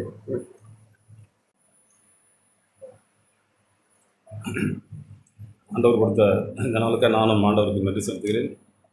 நேற்றைய தினம் நானும் தஞ்சாவூருக்கு போக தேவன் அருள் செய்தார். மெய்யாகவே ஒவ்வொரு முறையும் கூடி நாங்கள் அங்கே உபவாசங்கிற கூடி ஜெபிக்கும்பொழுது பதில் சொல்லும்பொழுது ஆரம்பத்திலே நாம் சடங்காச்சாரமாய் கூடி எப்பொழுதும் ஜெபிக்கக்கூடாதுன்னு சொல்லி காரியங்களை எப்பொழுதும் சொல்லுவாங்க. இந்த ட்ரிப்பு சோர்வு நம்மை ஆட்கொள்ள நம்ம இடம் கொடுக்கக்கூடாது அப்படிங்கிற வார்த்தைகளை சொல்லி ஆரம்பித்து அநேக விஷயங்களை பேசி நம்மை உற்சாகப்படுத்துகிறாங்க. நம்முடைய சாத்தான், அதாவது எதிராளியோட பலவீனம் என்னான்னு தெரிஞ்சு சாத்தான் அதன் வழியாக நம்மை மேற்கொள்வான். சோர்வு, பலவீனங்கள், இச்சை, கோபம், இப்படி நம்முடைய பலவீன பகுதிகளை பார்த்து தான் சாத்தான் அதன் வழியாக நம்மை மேற்கொள்ள வருவான். நாம் அந்த பகுதியில் எப்பொழுதும் விழிப்பாக இருக்கணும். சோர்வுங்கிறத மையப்படுத்தி காரியங்கள் சொன்னாலும் நம்ம அநேக விஷயங்களில் சோர்ந்து போகிறோம். இச்சை, நேர்மையாக நாம் சொல்ல போனோம்னா பிறகு சொல்வது போல் நாம் சிஎஃப்சியில் இருக்கிறது தான் பேர். ஆனால் இங்கே உட்காந்துருக்கிற அநேகர் யார் இச்சையில் வீடுன்னு சொல்லுங்கன்னு சொல்லி ஒரு நிமிஷம் அப்படி நின்று எல்லாரையும் பார்த்தாங்க. யாருமே தலை நிமிர்ந்து பார்க்க முடியல. எல்லாருடைய இருதயங்களும் வெட்கப்பட்டு போகத்தக்கதாய் தேவனுடைய வார்த்தை அப்படி பளிச்சுன்னு எல்லாருடைய இருதயங்களையும் தூடுது. நம்ம நீதிமான்கள் போல் பேசுகிறோம், நடக்கிறோம். ஆனால் இச்சைங்கிற அந்த இருதயத்தில் இருக்கிற அந்த ஆழமான பார்த்துட்டு கூட நம்ம அப்படி பார்க்காத போல் நம்முடைய மனசை அப்படி தேர்த்திக்கிறோம். ஆண்டவரே, எப்படி பழைய ஏற்பட்ட காலத்தில் கோபம் கொலைக்கு சமமாக இருந்தது போலவே நான் இச்சித்துட்ட ஆண்டவரே, நேர்மையாக நான் ஒத்துக்கொள்கிறேன், என்னுடைய இச்சையிலிருந்து என்னை மனம் திரும்ப செய்யுங்க அப்படின்னு சொல்லி ஆழமாய் இருதயங்களை நம் ஆண்டவர் பட்சமாக திருப்பினா தான் தேவன் நமக்கு உதவி செய்வார். அதெல்லாம் ஒன்றும் இல்லை, சும்மா அப்படி தட்டி விட்டுட்டு போகிறதெல்லாம் நம்ம நினச்சோம்னா தேவன் மெய்யாவே பரிசுத்த ஆவியானவரை நாம் துக்கப்படுத்தி சும்மா நம்ம இருதயம் கடினமாக இப்படியே போயிட்டே இருக்கோம். நாம் கேட்குறது போல் சகாயமின்றி ஒரு நாளைக்கு நாம் தள்ளப்படுவோம். அநேக உபதேசங்களை கேட்கிறோம், அநேக நீதிகளை கேட்கிறோம். நமக்கு முன்னாடியாக வாழ்ந்த சகோதரர்கள் நமக்கு உன்னை சுட்டி காட்டும் பொழுது, ஆண்டவரே நான் என்னுடைய நேர்மையை ஒத்துக்கொள்கிறேன்னு சொல்லி நாம் தைரியமாய் ஆண்டவருக்கு முன்பாய் ஒத்துக்கொண்டாலே போதும். அதுக்கடுத்து மனுஷருக்கு முன்பாய் நான் இப்படி நடந்துட்டேன் அப்படின்னு சொல்லி நாம் ஒத்துக்கொள்ளணும். இப்படி ஒத்துக்கொள்ளக்கூடிய மனசை தேவன் தான் பார்க்குறார். அந்த மனதுக்கான காரியங்களை தேவனே வெளிப்படுத்துவார். இப்படி நம்முடைய வாழ்க்கையிலே கோபம், பண ஆசை, பாலிய இச்சை, இப்படி அநேக காரியங்களை குறித்து எப்பொழுதும் பேசுகிறது போலவே பேசி எங்களை உற்சாகப்படுத்தினாங்க. மத்தேயு 5ஆம் அதிகாரத்தில் ஆரம்பித்தாங்க. மத்தேயு 5ஆம் அதிகாரம், அங்கே 5ஆம் அதிகாரம் 21ஆம் வசனத்தில் எப்படி இருக்குது, கொலை செய்யாதிருப்பாயாக என்பதும் கொலை செய்கிறவன் நியாய தீர்ப்புக்கு ஏதுவாக இருப்பான் என்பதும் பூர்வத்தாருக்கு உரைக்கப்பட்டது. பூர்வத்தார்னா யாரு? பழைய ஆளுங்க. தலைமுறை தலைமுறையாக இந்த பூர்வத்தில் இருந்த ஜனங்களுக்கு உரைக்கப்பட்டது. நான் உங்களுக்கு சொல்லுகிறேன், ஆண்டவராக இயேசு சொன்ன வார்த்தை, நான் உங்களுக்கு சொல்லுகிறேன் அப்படின்னு சொல்லி இப்போ அந்த பூர்வத்தாருக்கு சொன்ன அந்த வசனத்தை விட்டுட்டாங்க. நான் உங்களுக்கு சொல்லுகிறேன், தன் சகோதரனை நீ நியாயமில்லாமல் இப்படி கோபித்து கொள்ளாத. அப்படி அதுக்கு அடுத்தது 27, விபச்சாரம் செய்யாதிருப்பாய் என்று பூர்வத்தாருக்கு உரைக்கப்பட்டது. விபச்சாரம் செய்தா கொலை செஞ்சிடணும், மோசையினுடைய பிரமாணம் அதுதான். விபச்சாரம் செய்த சகோதரியை கல்லாலே அடித்து கொண்டுறாங்க. அது பழைய ஏற்பாட்டு கால காரியங்கள், பூர்வத்தாருடைய சம்பவம். நான் உங்களுக்கு சொல்லுகிறேன் 28, ஒரு ஸ்திரியை இச்சையோடு பார்க்கிற எவனும் தன் இருதயத்தில் அவளுடைய விபச்சாரம் செய்தாயிற்று. ஆண்டவரே, எத்தனையோ முறை இந்த வசனத்தை கேட்டாலும் ஒரு உணர்வு இல்லை ஆண்டவரே, காரியங்கள் எல்லாம் விளங்குது எங்களுக்கு, ஆனால் மேற்போக்காய் நான் அதை செய்ய விரும்பல ஆண்டவரே, ஒரு கொலைக்கு சமமாக இதை நான் எடுத்துக்கணுமே. இப்படி நம்மளோட வாழ்க்கையிலே ஒவ்வொன்றையும் நாம் உறுதியாக ஒரு சீரியஸாய் நாம் எடுத்துக்கொண்டு வாழ நாம் தேவனை அப்படி நம்பி தேவனை தேடி ஆழமாய் நம் இருதயங்களில் திருப்பப்படணும். அதுபோல கேட்டது போல நாம் நீதிமொழிகள் புஸ்தகம் 24ஆம் அதிகாரம் சொன்ன வசனம் தான். நீதிமொழிகள் 24ஆம் அதிகாரம் 16ஆம் வசனம், 784ஆம் பக்கம், 24:16. நீதிமான் 7 தரம் விழுந்தாலும் திரும்பவும் எழுந்திருப்பான், துன்மார்க்கரோ தீங்கில் இடருண்டு கிடப்பார்கள் அப்படின்னு இருக்கு. நிச்சயமாக நாம் நீதிமான்களாக இருந்தால் உடனே ஆண்டவரே நான் திரும்ப எழுந்திருச்சிட்றேன் ஆண்டவரே. நீதிமான் 7 தரம் விழுந்தால்னா ஏதோ வேணுனே விரும்பி இல்லைங்க, தவறுதலாய் யதார்த்தமாய் ஆண்டவர் முன்பாய் நாம் ஆண்டவரே இந்த காரியத்தில் அப்படி நான் விழுந்துட்டேன் ஆண்டவரே என்னை மன்னிச்சிருன்னு சொல்லி நாம் உடனே எழுந்திருச்சிடணும். சாத்தானுக்கு நாம் இடம் விடாமல் நாம் எழுந்திரிச்சிட்டோம்னா மெய்யாகவே தேவன் நம்மை வழுவாதபடி காக்க அவர் உண்மையுள்ள தேவனாக இருக்கிறார். இப்படி நம்முடைய இருதயத்தில் எப்பொழுதும் ஆழமான நம்பிக்கை உள்ள ஜனங்களாக நாம் வளரணும். அது நாம் மேலான சத்தியத்தை கேட்டு ஆதியிலே போதித்த அந்த மத்தேயு 5-6 அதிகாரங்களை தான் பிறகு தொடர்ந்து பேசி இப்படி நம்மளோட வாழ்க்கையெல்லாம் நம்ம அநேகருக்கு தேவனுக்கு முன்பாய் விருட்சமாய் வாழ நாம் நம்மை அர்ப்பணிக்கணும்னு சொல்லி பேசி எங்களை உற்சாகப்படுத்தினாங்க. தொடர்ந்து நானும் ஒரு வார்த்தையை நான் தியானித்தேன். எப்படின்னா, சோர்வு ஆண்டவர் சொல்கிற வார்த்தையில் நாம் தவறக்கூடாதுங்க. சோர்வு நம்ம வந்துன்னா நாம் ஆண்டவருடைய காரியங்களை மீறுகிறோம் சொல்லி தான் நாம் நிதானித்து பார்க்கணும். யோசுவாவின் புஸ்தகம் 6ஆம் அதிகாரம், யோசுவா 6ஆம் அதிகாரம் 274-75ஆம் பக்கம்.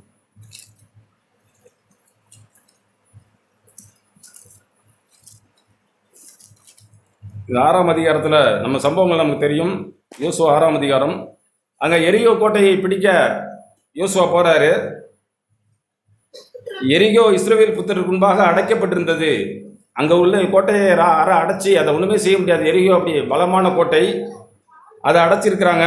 கர்த்தர் யோசுவாவை நோக்கி, இதோ எரிகோவையும் அது ராஜாவையும் யுத்த வீரரையும் உன் கையிலே ஒப்பு கொடுத்தேன், நீ போய் அந்த எரிகோவை மேற்கொள்ளலாம் சொல்லி காரியங்களை விளக்குறாரு. சரி, ஆண்டவர்கிட்ட ஒப்பு கொடுத்துட்டு போய் அதே போல் அந்த எரிகோவை பிடிக்கிறாங்க. எரிகோவை பிடிக்க போகும்போது அவருடைய ஒரு வார்த்தை என்ன சொல்கிறாருன்னா, 17ஆம் வசனம் 6:17, ஆனாலும் அந்த பட்டணமும் இதில் உள்ள யாவும் கர்த்தருக்கு சாபத்தீடாயிருக்கும். நாம் அனுப்பின ஆட்கள் அந்த ராகாப் என்னும் பேசி மறைத்து வைத்து அப்படின்னால அவளை மாத்திரம் விட்டுட்டு பாக்கி எல்லாத்தையும் நீங்கள் அழிச்சு போடுங்க. சாபத்தீடானதில் ஏதாகிலும் கொள்ளுகிறதுனாலே நீங்கள் சாபத்தீடாகாதபடிக்கும், இஸ்ரவேல் பாளையத்தை தாபத்தீடாக்கி அதை கலங்க பண்ணாதபடிக்கும் நீங்கள் சாபத்தீடாதனத்திற்கு மாத்திரம் எச்சரிக்கையாக இருங்கள். ஆண்டவருடைய ஆவியானவர் சொல்கிறார், நீங்கள் போய்ங்க எரிகோவை ஜெயிப்பீங்க, அங்கே போய் ஆனால் அந்த சாபத்தீடான காரியங்களை எடுக்காதீங்க. அந்த ராகாப் என்னும் அந்த சகோதரியை மாத்திரம் நீங்கள் அழிச்சிட்டு மற்ற எல்லாவற்றையும் கொளுத்தி போடுங்கிறாங்க. ஆனால் அங்கே போய் போரிட்டு ஜெயிக்கிறாங்க. அங்கே தவறு நடக்கிறது யோசுவாவுக்கு தெரியல. யோசுவா அடுத்தது என்ன செய்யலாம்னு சொல்லி ஆயி பட்டணத்தை பிடிக்க போகிறார். 7ஆம் அதிகாரத்தில் ஆயி பட்டணத்தை பிடிக்க போகும்போது அவர் எந்த ஆலோசனையும் பண்ணல. அவங்க இருக்கிற யுத்த வீரர்களும் சொல்கிறாங்க, நம்ம கொஞ்சம் பேர் போய் அதுக்கு அடுத்தது 7ஆம் அதிகாரத்தில் போய் 7ஆம் அதிகாரம் 3ஆம் வசனத்தில் நம்ம 2000 பேரோ 3000 பேரோ போய் அதை ஆயை முறியடிக்கலாம், எல்லா ஜனங்களையும் அங்கே போகும்படி வருத்தப்பட வேண்டியதில்லை என்று கொஞ்சம் சொல்லி அங்கே ஆயி பட்டணத்தில் இருக்கிற ஜனங்கள் கொஞ்சம் பேர் தான் சொல்லி அங்கே 2வது ஆயி பட்டணத்தை பிடிக்க போகிறாங்க. ஆனால் அங்கே கொஞ்சம் பேர் இந்த ஜனங்கள் இடத்துல அவங்க தோற்று போயிடுறாங்க. கிட்டத்தட்ட 36 பேர் செத்து போயிடுறாங்க யோசுவாவின் படையில் இருக்கிற ஆட்கள். அப்பதான் வந்து யோசுவா வந்து முகங்குப்புற வந்து அழுகிறாரு, ஆண்டவரே இப்படி நான் சோர்ந்து போயிட்டேன் ஆண்டவரே, இப்படி காரியங்கள் தவறு நடந்துட்டு ஆண்டவரே, நீர் எங்களை அழிக்காதவா இப்படி அழிச்சிட்டு வந்தீங்க. 7ஆம் அதிகாரம் 7ஆம் வசனத்துல, நாங்கள் யோர்தானுக்கு அப்புறத்தில் மன திருப்தியா இருந்து விட்டோமானால் நல்லா இருக்குமே.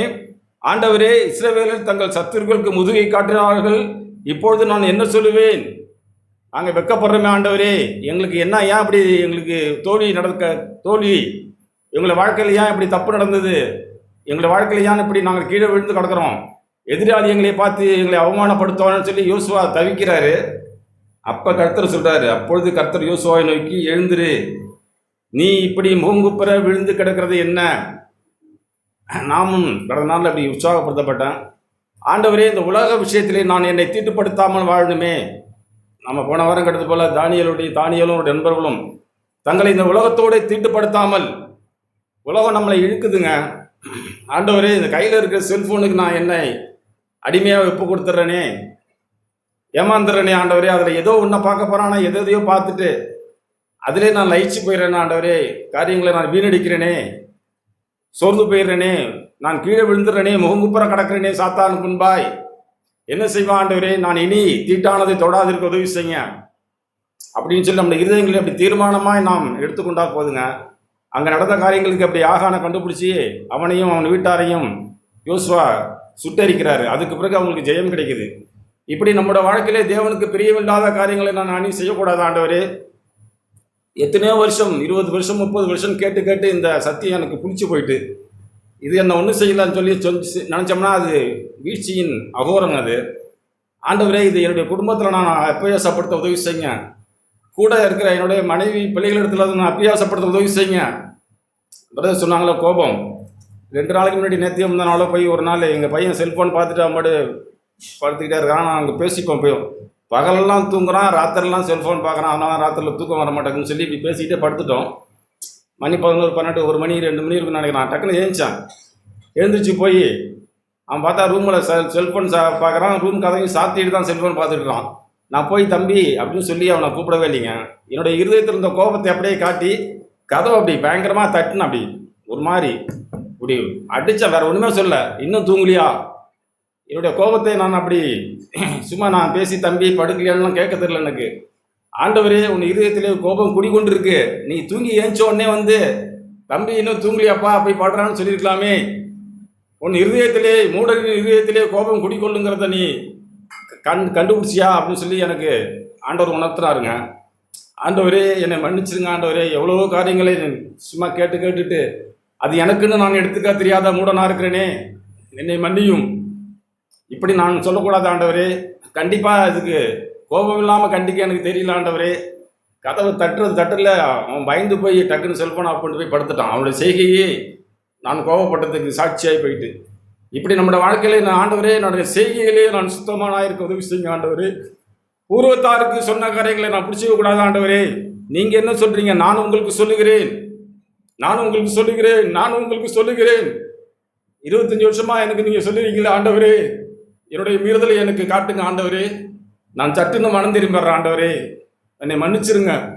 நீதிமானா நான் 7 முறை விழுந்தாலும் எழுந்திருச்சிடறேன் ஆண்டவரே. மனப்பூர்வமாய் நீர் என்னை என்னை உங்களுக்கு ஒப்பு கொடுக்கிறேன். நீர் எனக்கு இணங்குங்க ஆண்டவரே, நீர் எனக்கு இணங்க என்னை ஒப்பு கொடுக்கிறேன்னு சொல்லி நம் இருதயங்களை இப்படி நாம் திருப்ப விரும்பினா போதுங்க. இப்படி தான் ஆண்டவர் நம்மை நேசிக்கிற எந்த மனுஷனுமே ஆண்டவர் சிச்சிக்கிறார், தம்முடைய வழிகள் மூலமாய் போதிக்கிறார். நான் மாத்திரம் சோர்ந்து போகாமல் ஆண்டவரே வந்துடுறேன் ஆண்டவரே, அதெல்லாம் போயிட்டு போகுது, பின்னானவங்களை மறந்து முன்னானவங்களை நாடி பரம அழைப்பின் பந்தய பொருளுக்காக நான் ஓட உதவி செய்யுங்க ஆண்டவரே. நேற்று நடந்து போனது போயிட்டு போகுது ஆண்டவரே, இனி நான் அப்படி செய்யாதிருக்க உதவி செய்யுங்க. என் கண்களுக்கு கலிக்கம் போடுங்க. என்னுடைய வயசையோ என்னுடைய மற்ற காரியங்களே வச்சு நான் என்னையே ஏமாத்திக்காம இருக்க உதவி செய்யுங்க ஆண்டவரே. யாரும் பார்க்காத அந்தரங்க பகுதின்னு சொல்லி அதிகமாக பேசுகிறேன் நான் தானே. அந்தரங்கத்திலே உண்மையாக இருக்க தெரியலையே, பண விஷயத்திலே கொடுக்கல் வாங்கல ஏமாத்துறேனே ஆண்டவரே. சும்மா அலட்சியம் தான், 5 ரூபா 10 ரூபா தான் கேட்க மாட்டான்னு சொல்லி வச்சுக்கிறேன் ஆண்டவரே. அப்படிலாம் செய்யக்கூடாது. நேர்மையாக உடனே செட்டில் பண்ணிடுறேன் ஆண்டவரே. சுமையை நான் சுமையாக தூக்க வேண்டாம் ஆண்டவரே. அது எளிமையாக இருக்கும்போதே அதை சரி பண்ணிடுறான் அப்படின்னு சொல்லி நாம் யாரும் இப்படி தேவன் பட்சமாக திரும்பினா தேவன் நமக்கு உதவி செய்வார். நீராக இப்படிப்பட்ட கூட்டங்களுக்கு தேவை நம்மை அனுப்பி நம்மளை சீர்படுத்தி சிறப்படுத்தி பலப்படுத்த உண்மையுள்ள தேவனாக இருக்கிறார். ஆமென்.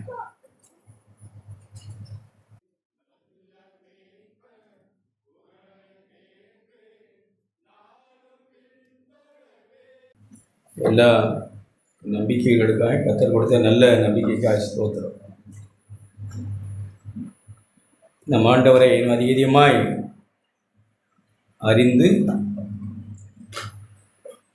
நாம் கிறிஸ்து இயேசுவுக்குள் எல்லாரும் தேறினவர்களாய் சபையை நடத்துகிறவர்களும் சபையை கூடுகிற மக்களும் எல்லா பிள்ளைகளும் நாம் கிறிஸ்துவுக்குள் தேறினவர்களாய் நிற்கணுன்ற ஆசை தேவனுக்கு உண்டு, அதிக அக்கறை உண்டு.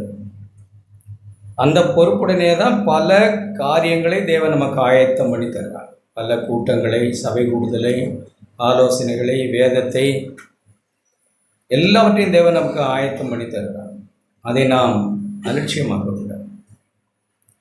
இதில் நாம் அலட்சியம் செய்யும்போது தேவனுடைய வல்லமையையும் தேவனுடைய கிருபையும் நாம் அலட்சியம் செய்யும்போது நாம் சோரத்தான் செய்யும். இவ்வளோ பெரிய ரட்சிப்பை குறித்து நாம் அசட்டையாக யோசித்தால் நமக்கு சோர்வு வரத்தான் செய்யும். நம்ம போய்கிட்டு இருக்கிற பாதை சோர்வின் பாதையாகத்தான் இருக்கும். நம்ம சோர்ந்து போகக்கூடாதுன்னு தான் தேவன் நம்மை விரும்புகிறார், நம்மை அழைத்து கூட்டி சேர்த்திருக்கிறார். ஏசாயா புஸ்தகம் 40ஆம் அதிகாரம். தேவனே நம்ம கடந்த நாட்களில் கேட்ட வருஷங்களாக நம்ம கேட்டுக்கொண்டிருக்கிறோம். 39ஆம் அதிகாரம் வரை அது ஒரு பழைய உடன்படிக்கையின் சாராம்சம். ஏசாயா 40ஆம் அதிகாரத்திலிருந்து 66ஆம் அதிகாரம் வரை அது ஒரு புது உடன்படிக்கையின் ஆவியும் புது உடன்படிக்கையின் சாராம்சமும் கொண்டது. பரிசுத்த ஆவியானவர் தீர்க்கதரிசி மூலமாய் ஒரு புது உடன்படிக்கையின் ஆவியோடு கூட எழுதப்பட்ட அதிகாரம் 40லிருந்து பாக்கி இருக்கிற எல்லா அதிகாரம் ஏசாயா. இதில் முதல் வசனம் நாம் கேட்டோம், என் ஜனத்தை ஆற்றுங்கள் தேற்றுங்கள். ஏன் என் ஜனத்தை இப்படி ஆற்றணும் தேற்றணும் அப்படின்னு தீர்க்கதரிசி மூலமாய் தேவன் தம்முடைய மனதை வெளிப்படுத்துகிறார். தேவனுடைய வல்லமையையும் அவருடைய இருதயத்தின் ஆசைகளையும் தேவனுடைய ஜனம் புரியல. 11ஆம் வசனத்தை வாசிப்பார். மேய்ப்பனை போல தமது மந்தையை மேய்க்கிற ஒரு நல்ல மேய்ப்பர் இருக்கிறார் என்கிற விசுவாசமும் நம்பிக்கையும் தேவ ஜனத்தில் குறைவு இருக்கு. கர்த்தரின் மேய்ப்பராய் இருக்கிறார்னு தாவீது கண்ட அந்த நல்ல மேய்ப்பன் தம்முடைய மந்தையாகிய நம்முடைய குடும்பத்தை, சபையை, பிள்ளைகளை, நம்மை நடத்துகிறார் என்கிற விசுவாசம் நம்முடைய வாழ்க்கையில் குறைபடலாம். ஆட்டுக்குட்டிகளை தமது புயத்தினால் சேர்க்கிற ஒருவர் இருக்கிறார். இங்கே உட்கார்ந்திருக்கிற சிறு பிள்ளைகள், வாலிபர்கள், ஒருவேளை நீங்கள் குட்டிகள் போல உங்களை நினைத்தால்,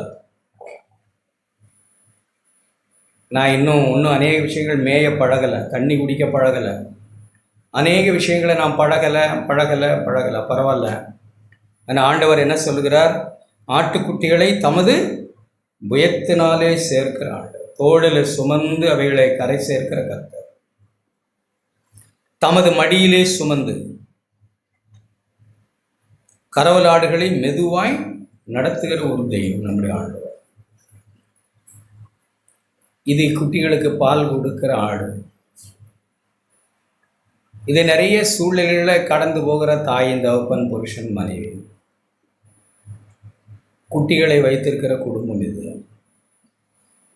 அதை எப்படி நடத்தணும்னு கரசனை கொண்டிருக்கிற தெய்வம் நம்முடைய ஆண்டவர். எத்தனையோ பிரயாசங்கள், எத்தனையோ காரியங்களில் ஈடுபட்டு பிள்ளைகளுக்காக சும்மா சாதாரணமாக விளையும். அப்படிப்பட்டவர்களாக இருக்கிற கரவலாடுகளை மெதுவாய் நடத்துகிறாங்க. எத்தனையோ சூழ்நிலைகளில் சோர்வு வருது, சம்பாத்தியம், நம்ம கேட்ட மாதிரி பிள்ளைகளுடைய குறைவுகள், புருஷனுடைய குறைவு, மனைவியினுடைய குறைவு, இவைகளெல்லாம் அவர் பார்க்கும்போது அவர் மெதுவாக நடத்துகிறார். தடன்னு இல்லை. நம்முடைய ஆண்டவரை நாம் புரிந்து கொள்ளணும், சோர்ந்து போகாமல் இருக்கணும்னா நம்ம ஆண்டவர் எப்போதும் நம்ம மேலே மெதுவாய், பொறுப்பாய், அக்கறையாய், கரிசனையாய், இரக்கமாய், தயவாக தான் இருக்கிறார். அவருடைய பார்வை எப்போதும் கண்ணீர் நிறைந்த கண்கள் தான் நம்மளை பார்க்கறது. நிறைய நேரங்களில் அவர் கடுமையாய் பார்க்கறது போல நினைக்கணும் நான் இல்லை. அவருடைய கண்கள் நம்ம பார்க்கும்போதெல்லாம் கண்ணீர் நிறைந்ததாக இருக்குது. உன்னை நான் ரட்சிக்காமல் விட மாட்டேன், உன்னை என் மந்தையில் சேர்க்காம, நித்தியத்தில் சேர்க்காம நம்ம உன்னை விட மாட்டேன், உன் மேலே கிருபியாக இருக்கிறேன், தயவாக தான் இருக்கிறேன், டோன்ட் வரி. அடுத்த வசனம், மெதுவாய் அவர் நடத்துகிறார். அப்படி அந்த தெய்வம் யார் தெரியுமா? இப்படியெல்லாம் நம்மை நடத்துகிற தெய்வம் யார் தெரியுமா நமக்கு? அவர் தண்ணீரை தமது கைப்பிடியால் அளந்து வானங்களை ஜானளவாய் பிரணாமித்து பூமியின் மண்ணை மரக்காலால் அடக்கி பர்வதங்களை துலோக்காலாலும் மலைகளை தராசனாலும் நிறுத்துகிற தேவன். என்னை இப்படியெல்லாம் நடத்துகிற தெய்வம் இயலாதவர் அல்ல. என்னை இப்படியெல்லாம் நடத்துகிற தெய்வம் பராக்கிரமசாலி, பூமியின் மண்ணை மரக்காலால் அளக்கிற தேவன். அந்த கர்த்தருடைய ஆவியை அளவிட்டு அவருக்கு ஆலோசனைக்காரனாய் இருந்தவன் ஒருவனும் இல்லை. தமக்கு அறிவை உணர்த்தவும் தம்மை நியாய வழியிலே உபதேசிக்கும் தமக்கு ஞானத்தை கற்றுக்கொடும் அவருக்கு வேகத்தின் வழியை அறிவிக்கவும் அவர் ஒரு மனுஷனோடு ஆலோசனை பண்ணினதில்லை. அப்படிப்பட்ட ஆலோசனை கர்த்தர் நம்முடைய ஆண்டவர், நம்மை நடத்துகிற தெய்வம். நாம ஏன் சோர்ந்து போனோம்? நாம் தெய்வத்தை அப்படி பார்க்கிறோமா? அவர் இந்த பூமிக்கு அடிமையின் ரூபமெடுத்து மனுஷர் சாயலாகி வந்து என் தேவனே என் தேவனே ஏன் என்னை கைவிட்டீர் என்று சொன்னத இந்த உலக மக்கள் போல தன்னையே ரட்சிக்க திராணி இல்லை, உங்களை எப்படி மற்றவர்களை எப்படி ரட்சிப்பான் என்று சொல்லுகிற இயலாதவரா? அப்படி பார்க்கிறோமா நாம்? அவர் மரணத்தை ஜெயமாய் விழுங்கினவர், மரண பயத்திலிருந்து நம்மை விடுதலை ஆக்கினவர். அப்படிப்பட்ட தேவன் நமக்கு இருக்கிறார். அந்த தேவன் சொல்கிறார், இப்படிப்பட்ட கரவலாடுகளை நடத்துகிறது, குட்டிகளை நடத்துகிறது போல, மெய்ப்பனை போல நடத்துகிற கர்த்தர் இப்படிப்பட்ட பராக்கிரமசாலியான ஒரு தெய்வம். சும்மா நம்ம விளையாடக்கூடாது. பிள்ளைகள், அந்த ஆண்டவருடைய வல்லமையும் அவருடைய வார்த்தைகளை நாம் ஆழமாக விசுவாசிக்கிறோம். அது ஆத்மாவை உயிர்ப்பிக்கிறது. அப்படிப்பட்ட வல்லமுடைய கர்த்தர் நம்முடைய கர்த்தர். அந்த கர்த்தர் நமக்கு என்ன சொல்லுகிறார்? அவர் என்ன சொல்கிறார்னா, யாராவது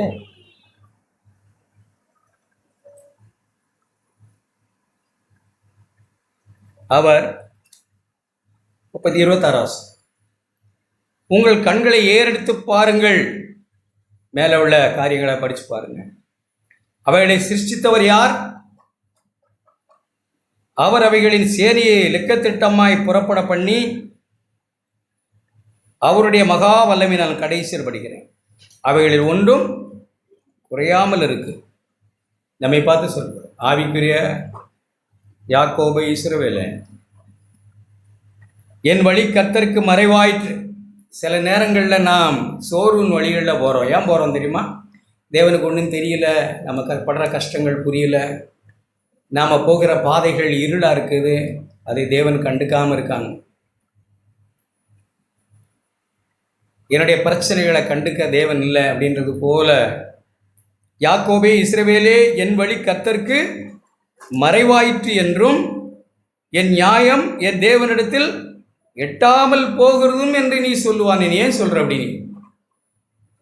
நீ ஏன் எப்படி சொல்ற? உன் சோர்வுல நீ போகிற பாதை எனக்கு தெரியும், நீ கடந்து போகிற எல்லா இக்கட்டும் எனக்கு தெரியும். இப்போ நீ விழுந்தது தெரியும், உன் இருதயம் எனக்கு தெரியும், நீ விழுந்ததை எப்படி எடுத்துக்கிட்டேன்னு எனக்கு தெரியும், விழுந்தபோது உனக்கு உண்டான துக்கம் என்னன்னு எனக்கு தெரியும், நீ பாவத்தை எவ்வளவு சீரியஸாக வெறுக்கிற ஆள்னு எனக்கு தெரியும். அப்படி தேவனுக்கு தெரியுமா? அல்லது அதை சும்மா அப்படியே தின்னுட்டு வாயை தொடச்சிக்கிட்டு இருக்கணும்னு தெரியுமா? பாவத்தை எவ்வளவு சீரியஸாக நாம் எடுத்துக்கிறோம்னு ஆண்டவருக்கு தெரியுமா? தெரியும். விசுவாசிக்கிறவர்கள் ஆண்டவரை பிரியப்படுத்தணுமே மட்டும் இருக்கிறவர்களுக்கு ஒருபோதும் சோர்வு பாதையெல்லாம் வரும், ஆனால் வராதுன்னு சொல்கிறேன். தேவனே இல்லை என்று கூட தோன்றும். முன்னே போன அவர் இல்லை, பின்னே பார்த்தார் அவர் இல்லை, அங்கே இல்லை இங்கே இல்லைன்னு தோணும். தேவனே நீர் எங்கே இருக்கிறீர்னு கூட தோணும். ஏன் இவ்வளவு பெரிய நெருக்கங்களை நான் கடந்து போறேன்னு தோணும். நீ ஏன் அப்படி சொல்ற? நீ ஏன் அப்படி சொல்லுவானே? 28 பூமியின் கடையாந்தங்களை சிருஷ்டித்த கர்த்தராகிய அநாதி தேவன், நீ அப்படி சொல்றதை கண்டெல்லாம் சோர்ந்து போகல. உனக்கு நன்மை செய்கிறதை விட்டு பின்வாங்க மாட்டார் அவர். அவருக்கு சோர்வு இல்லை. நீ ஏன் அப்படி சொல்ற? அவர் சோர்ந்து போனார்னு சொல்ற. நான் விழுந்து விழுந்து எழுந்திருக்கிறத பார்த்து அவர் சோர்ந்து போயிட்டாருன்னு நினைக்கிறியா? அவர் சோர்ந்து போவார். இந்த சீடர்கள், அத்தனை சீடர்கள் எத்தனையோ முறை அவிசுவாசப்பட்டார்கள், உச்சகட்டமாய் மறுதளித்தார்கள், விட்டுட்டு ஓடி போனாங்க. ஒருவன் காட்டி கொடுத்தான், அவர் சொந்த போயிட்டாரு. சோர்ந்தா போயிட்டார். நம்முடைய காரியங்களை யோசித்து பார்க்கலாமா? எத்தனை தவறுகள், எத்தனை கடவுளுடைய நாமம் தூஷிக்கப்பட்டது. இன்னும் சிலருடைய இருதயம் தடிப்பாக தான் இருக்கு. நான் நீதிமான், நான் நீதிமான், அவன்தான், அவங்க தான், அவங்க தான். இன்னும் தடிப்பாக தான் இருக்கு. சோர்ந்து போயிட்டாருன்னு நினைக்கிறீங்களா? நம்ம சோர்ந்து போல. என்ன சொல்றாங்கன்னா, நீ இப்படியெல்லாம் சொல்றதுனால சோர்ந்து போவேன்னு நினைக்கிற. சோர்ந்து போல. நான் இளைப்படையில, இனி இவங்களோட பிரயாசப்பட்டு வேண்டியதில்லை அப்படின்னு இல்லை ஆண்டவர். இனிமேல் இவங்களோட நான் ஒர்க் அவுட் பண்ண வேண்டியது இல்லை, இது முடிஞ்ச கேஸு, இதை தூக்கி சுருட்டி போடு அப்படின்னு தேவன் முடிவு பண்ணலை.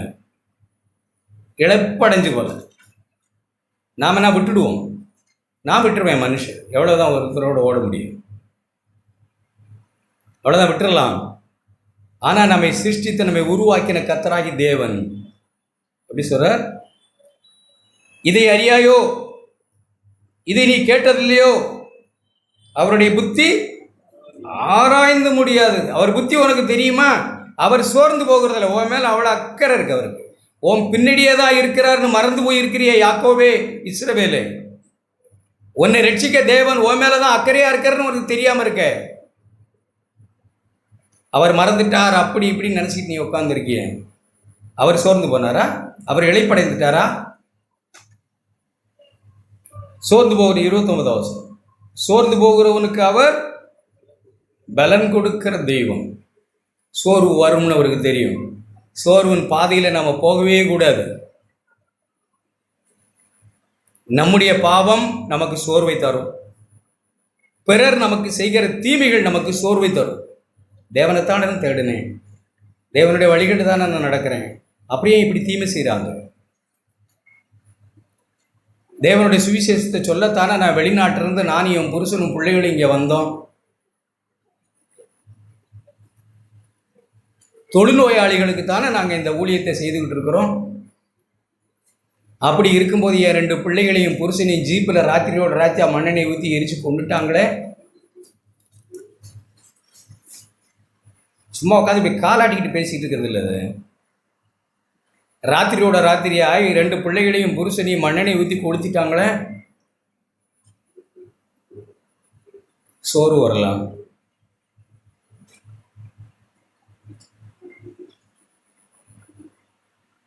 இந்த இடத்த விட்டு ஓடியே போலாம்னு தோணும். மண்ணெண்ணெய் ஊற்றி புருஷனையும் சின்ன பிள்ளைகளையும் கொளுத்தி எரிச்சு அந்த ஊர்ல இருக்கணும்.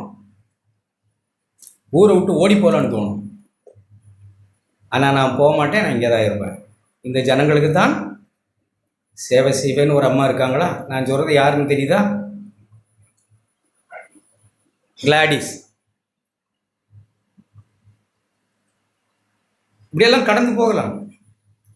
அவர் சோர்ந்து போகிறவனுக்கு பலன் கொடு. பயப்படாது, பயப்படாது.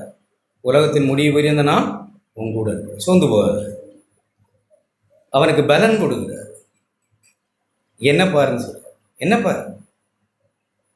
பாவிகளால் எனக்கு விரோதமாக செய்யப்பட்ட விரோதங்களை சகித்த என்னை பார். நான் சோர்ந்திருந்தா எப்பமோ சோர்ந்து போயிருக்கலாம். இந்த மனுஷனை, ஒரு மனுஷன் இந்த பூமியில் வந்து இவ்வளவு பெரிய விபரீதங்களை ஒரு மனுஷன் சகித்தார்.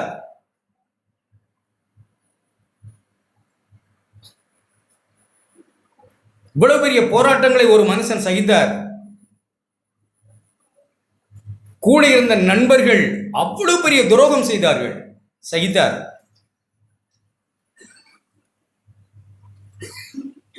அவர் தேவ பலனால் நிறைந்திருந்தார். இப்போ நமக்கு அவர் சொல்லுகிறார், சோர்ந்து போகிறவனுக்கு அவர் தேவன், இந்த தேவன் பலன் கொடுத்து சத்துவம் இல்லாதவனுக்கு சத்துவத்தை பெருக பண்ணுகிற தேவன். அடுத்த வசனம், இளைஞர் கூட இளைப்படைந்து சோர்வார்கள். யார் வேணாலும் சோர்ந்து போவாங்க.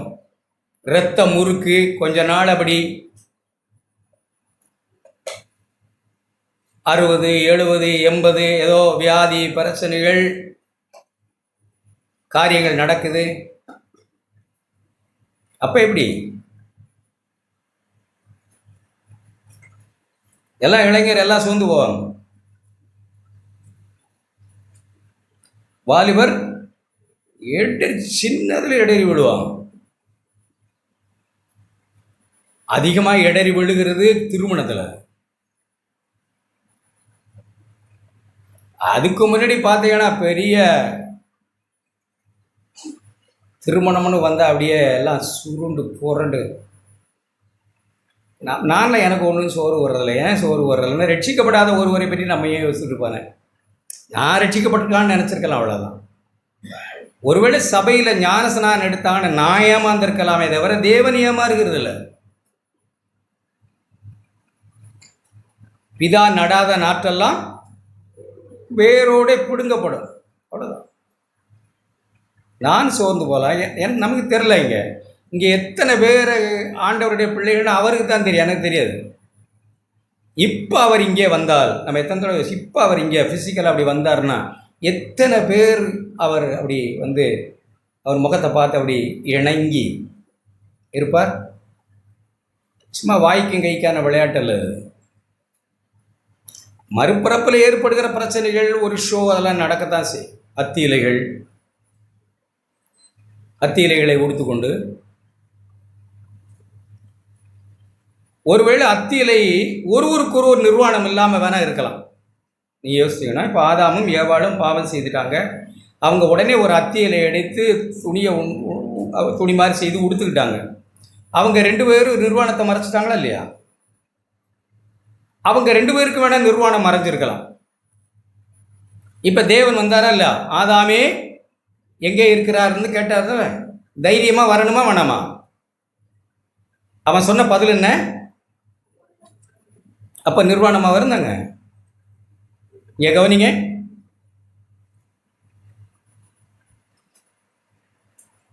அப்போ நிர்வாணமாக இருந்தாங்களா, அறை கட்டி இருந்தாங்களா? அப்போ எப்படி நிர்வாணின்னு சொன்னாங்க? தேவனுக்கு முன்பாக எல்லா மனுஷனுடைய காரியமும் வெளிப்படும். அவருக்கு முன்பாக ஒன்றும் மறைவில்லை. நாம் மனுஷருக்கு முன்பாக வேணால் நீதி காட்டிடலாம். இங்கே ஜெபிச்சா ஒரு சில விஷயங்களை மறைத்திடலாம். இங்கே வந்து ஒரு சில வேலைகளை நாம் செய்துட்டால் ஒரு சில விஷயங்களை நாம் மறைத்து கொள்ளலாம். மனுஷருடைய நீதிகளை அப்படி மறைச்சிக்கலாம் ஈஸியா. இங்கே சத்தமாக ஜெபம் பண்ணிட்டு மறைஞ்சிரும், விஷயங்கள் உள்ளே இருக்குது மறைஞ்சிரும். தங்களை நீதிமான்னு நம்பிடுவாங்க. கொஞ்சம் காசை கர்த்தருடைய காணிக்கை பெட்டியில் காசை போட்டால் மறைஞ்சிரும். இப்போ சபையில் கொஞ்சம் ஆக்டிவாக இருந்துட்டா காரியங்கள் மறைச்சிடலாம், ஈஸியாக மறைச்சிடலாம். ஆனால் தேவனுக்கு முன்பாக எத்தனை முறை நான் சொல்கிறேன், ஏசாயா புஸ்தகத்தில் வாசித்தீங்கன்னா 5ஆம் அதிகாரம் வரை ஏசாயா என்ன சொல்கிறார்? எல்லாருக்கும் ஐயோ ஐயோ மறைச்சிருச்சா இல்லை?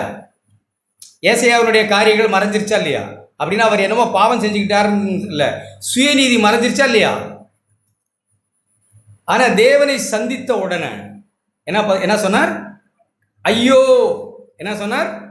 எல்லாருக்கும் ஐயோ ஐயோன்னு சொல்லிக்கிட்டு இருந்த எனக்கு இப்போ ஐயோ. தேவனை சந்தித்துட்ட ஒரு மனுஷனுக்கு ஆழமா புரியும். தேவனை சந்திக்காத வரையில் இந்த அத்தி இலைகளை வைத்து மறைத்துக் கொள்ளலாம். எத்தனை நாளைக்கு அந்த அத்தி இலை வரும்? சும்மா ஷோ காட்டக்கூடாது. நம்ம ஜான் தண்ணியில் முழுகிட்டோம்னு நினைக்கக்கூடாது.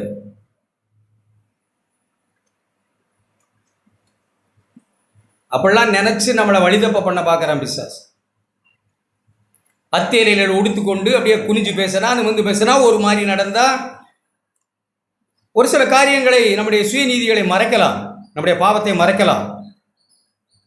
மறைச்சு மறைச்சு மறைச்சு வருஷங்களாக இருக்கலாம். அது ஒரு நாள் காஞ்சி சருகா உளுந்து அப்புறம் நிர்வாணமாக இருக்கும். அப்படி மறைச்சிக்கிட்டே போகலாம். தேவனை சந்திக்கலைன்னா கடைசி வரைக்கும் நம்ம நீதிமான் நீதிமான் எல்லாருக்கும் நம்ம இருக்கலாம். அவனை போலல்ல, இவனை போலல்ல, நான் உபவாசிக்கிறேன், நான் அப்படி இருக்கிறேன், இப்படி இருக்கிறேன். நம்ம காரியங்கள் மறைஞ்சு போய்கிட்டே இருக்கலாம். யாராவது ஒருத்தர் மதிக்கேட்டவர்கள் அல்லது ஒரு விவரம் தெரியாதவர்கள் வந்தால் அந்த பரிசையன் ஜெபிக்கிறத பார்த்து என்ன சொல்லுவாங்கன்னு நினைக்கிறீங்க? ஒரு ஆவியை பெறாத, மறுபடியும் பிறக்காத, தேவனை அறியாத ஒருவர் வந்திருந்தால் அந்த பரிசையன் ஜெபிக்கிறத கேட்டால் என்ன நினைப்பாங்க, என்ன மனசில் தோணுன்னு நினைக்கிறீங்க? ஆஹா, என்ன மனுஷன், என்ன இவன் மாறினா யாரை போல மாறணும், இவனை போல மாறணும்னு தோணும். அந்த அளவுக்கு ஆவியை பெறாத ஒருவருக்கு அப்படி தோணும். அத்தியிலை அப்படி மூட முடியும். 2 தடவை உபாசிக்கிறேன்னா, தசமபாகம் கொடுக்குறேன்னா, காணிக்க கொடுக்குறேன்னா, எல்லா காரியங்களையும் பேசினால நான் ஆண்டவர் அவனை பார்த்து என்ன சொன்னார்? நீதிமான்னு சொல்லலை. அது சும்மா அத்தியலை. அவன் அவருடைய பார்வையில் நிர்வாணி. நாம் நிர்வாணிகளாய் தேவனுக்கு முன்பாக நாம் நிர்வாணிகள்னு விளங்கிக்கொள்ளணும். தேவன் வந்தாருன்னா நான் நிர்வாணியாக இருப்பதனால் ஒளிஞ்சிக்கிட்டு இருக்கேன் சொன்னான். இப்போ நிர்வாணியாக இருக்க அத்தியில உண்டு பண்ணி 2 பேரும் தந்திரமால இவ்வளோ புத்திசாலியாக அத்தியிலாம் உண்டு பண்ணி ட்ரெஸ்ஸு தைச்சு போட்டுட்டு அப்புறம் நிர்வாணியாக இருக்கிறேன்னு சொல்கிறீங்க. தேவனுக்கு முன்பாக அவருடைய கண்களுக்கு முன்பாக மறைவானது எல்லாம் அப்படியே வெளியரங்கமாக இருக்குது, நிர்வாணமாக இருக்குதுன்னு இருக்குல்ல எபிரேயரில். ஆண்டவரே நான் நிர்வாணியாக இருப்பதனால் ஒழிஞ்சுக்கிட்டே சார். நம்முடைய ஆண்டவர் எல்லாரும் இடறி விழுவார்கள். ஆமாம், கேட்ட மாதிரி ஏன் இடறாங்க? அத்தியலையிலே போகுது. அப்புறம் அங்கே போய் எல்லாம் காஞ்சி சருகெல்லாம் போய் நிர்வாணமாக இருக்கும்.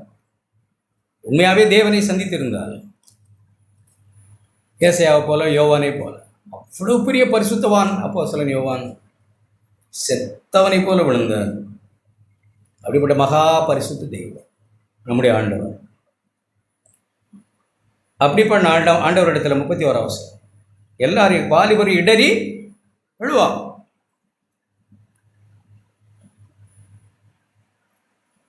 31 கர்த்தருக்கு காத்திருக்கிறவர்களோ, யாருக்கு? கர்த்தர். இப்படிப்பட்ட மகா பெரிய தேவாதி தேவனுக்கு அவருடைய வசனத்தை விசுவாசிக்கிறவளோ, காத்திருக்கிறவளா, எப்போ பார்த்தாலும் ஜெபிச்சிட்டு இருக்கிறவளோன்னு அப்படி மட்டும் அர்த்தம் இல்லை. காத்திருக்கிறவளா ஜெபிக்கிறவளும் தான். கொஞ்ச நேரம் உட்காந்து தேவனை என்ன சொல்கிறீங்க? என் இறுதி ஏன் இப்படி இருக்குது? என் இறுதி ஏன் இப்படி மாதிரி கவலையாக போகுது? என் இறுதி ஏன் ஒரு மாதிரி சோர்வாக போகுது ஆண்டவரே?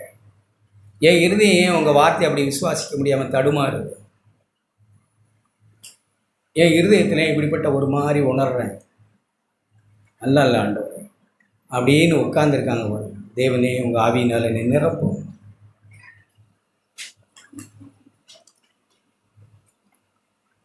அப்படி காத்திருக்கிறவளோ புதுபலன் ஆவியினால் புதுப்பிக்கப்படுகிறார். அவர் தம்முடைய ஆவியை ஊதுகிறார். புதுபலன் அடைந்து. இங்கே கழுகை பற்றி எழுதியிருக்க நமக்கு தெரியும். கழுகு வயசாகி போய் மேலே ஒருத்தரும் தொட முடியாத இடத்துல உட்காந்து எல்லாவற்றையும் உதிர்த்து விடணும். ரெக்க எல்லாம்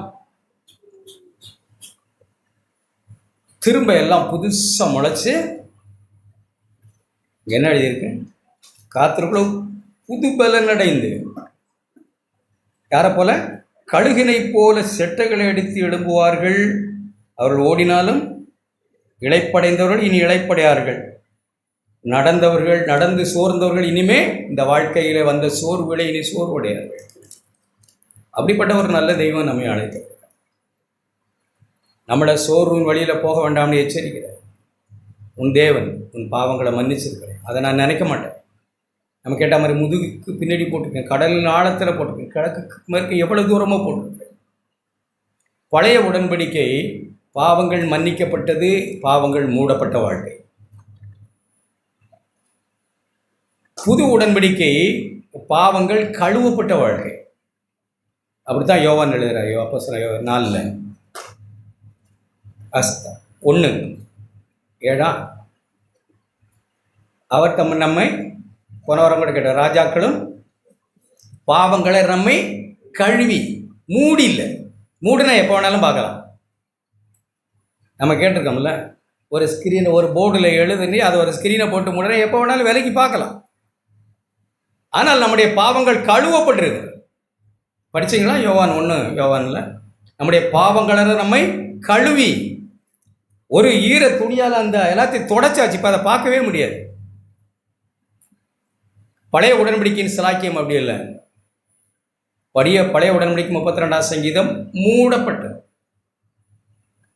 ஜஸ்ட் பாவம் மன்னிக்கப்பட்டது, பாவத்திலிருந்து விடுதலையே இல்லை. பாவம் மன்னிக்கப்பட்டது மட்டும் கிறிஸ்தவ வாழ்க்கை அல்ல, அது சும்மா ஆரம்பம். என் பாவங்கள் மன்னிக்கப்பட்டது நம்ம சொல்லுகிறது ஆரம்பமும் அதுதான், முடிவும் அதுதான்.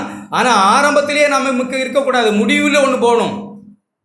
நம்முடைய பாவங்கள் மன்னிக்கப்பட்டதுங்கிற ஆழமான நிச்சயம் நமக்கு இருக்கணும். யாருடைய பாவம் மன்னிக்கப்படும்? தன் பாவங்களை மறைக்கிறவன்.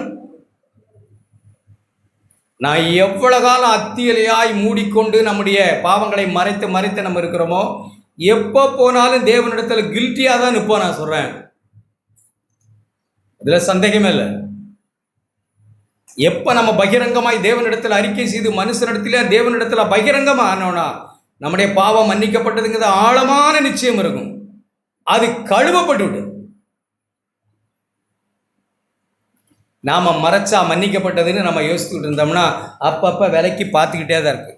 நினைவு கூர்ந்தார், வேதத்தில் பழைய உடன்படிக்கையில் பார்த்தோன்னா அவருடைய அக்கமுறை அவர் நினைவு கூர்ந்தார், அவருடைய செய்கையின் நினைவு கூர்ந்தார்னு எழுதியிருக்கோம். ஆனால் புது உடன்படிக்கையில் உங்கள் அக்கிரமங்களையும் பாவங்களை இனி நினையாமல் இருப்பேன், நினையாமல் இருக்க அழிச்சிட்டேன், நான் கழுவிட்டேன். அப்படிப்பட்ட ஒரு பாக்கியம் பெற்றவளாக நாம் இருக்கணும். சும்மா என் பாவங்களை மன்னிச்சிட்டார், சும்மா அதை இதையும் செஞ்சுக்கிட்டு மன்னிச்சிட்டார். இதெல்லாம் கிறிஸ்தவ வாழ்வு இல்லை. கிறிஸ்தவ வாழ்வு அப்படி இல்லை. நாம் யாரும் திட்டம் பண்ணிக்கிட்டு இன்னைக்கு சாயங்காலம் போய் மனைவி கிட்ட கோவப்பட்டு இப்படி பேசணும்னு திட்டம் பண்ணுகிற ஆட்கள் அல்ல. யாராவது அப்படி உண்டு?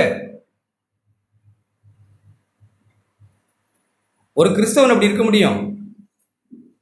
இன்னைக்கு வேலைக்கு லேட்டாக போகிறேன் கேட்டாங்கன்னு வச்சுக்கம்மா, அவனை அப்படியா இங்கேயே அவங்க செருப்படுதான், நான் அங்கேயே செருப்படுத்து பையில் வச்சுக்கிட்டா, பிளான் பண்ணிக்கிட்டா. அங்கே போகிறோன்னு சார் ஏதோ சொல்கிறோம் சார், அப்படி இப்படி காரியங்களை சொல்கிறோம், உண்மையே சொல்கிறோம். அதுக்கு பிறகு அவங்க ஒன்று என்ன செய்கிறாங்க, அப்போ தான் ஒன்று வந்துடுது. ஏற்கனவே பிளான் பண்ணி நோட்டில் எழுதி வச்சு முகத்தை இப்படி வச்சுக்கிறணும், இப்படி பேசணும்னா திட்டம் பண்ணியா? இல்லை. அது ஏன் அப்படி வந்தது?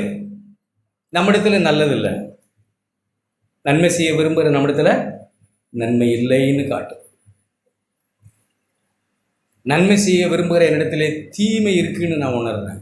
உணர்ந்தவளா எப்பவும் இருக்கணும். நம்ம எவ்வளவு நன்மை செய்கிறவளாக இருந்தாலும் சரி, நம்மிடத்தில் ஒரு தீமை இருக்குங்கிற நம்ம உணரணும். அது நான் செய்ய வேண்டியிருக்கிறத செய்யாமல் செய்ய வேண்டாமல் இருக்கிறது என்னை செய்ய வைத்து விடுகிறது. அதுக்கு பொறுப்பு நான் இல்லை. பவுல கேட்டா எதை வேணாலும் செய்வேன், யாரையா தலையை வெட்டிட்டேன், நான் பொறுப்பு இல்லை சார், என்கிட்ட இருந்த கோபம் தாண்டு போனால் சரியாக போச்சு. அப்படி இல்லை, அந்த அர்த்தம் இல்லை.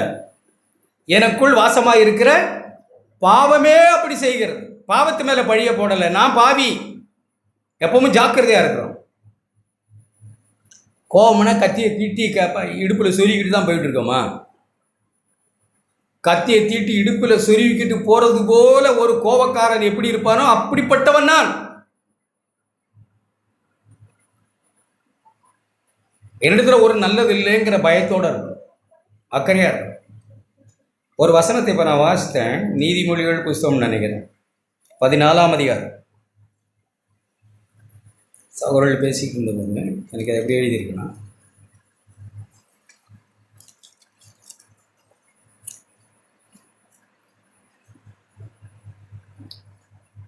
9:10.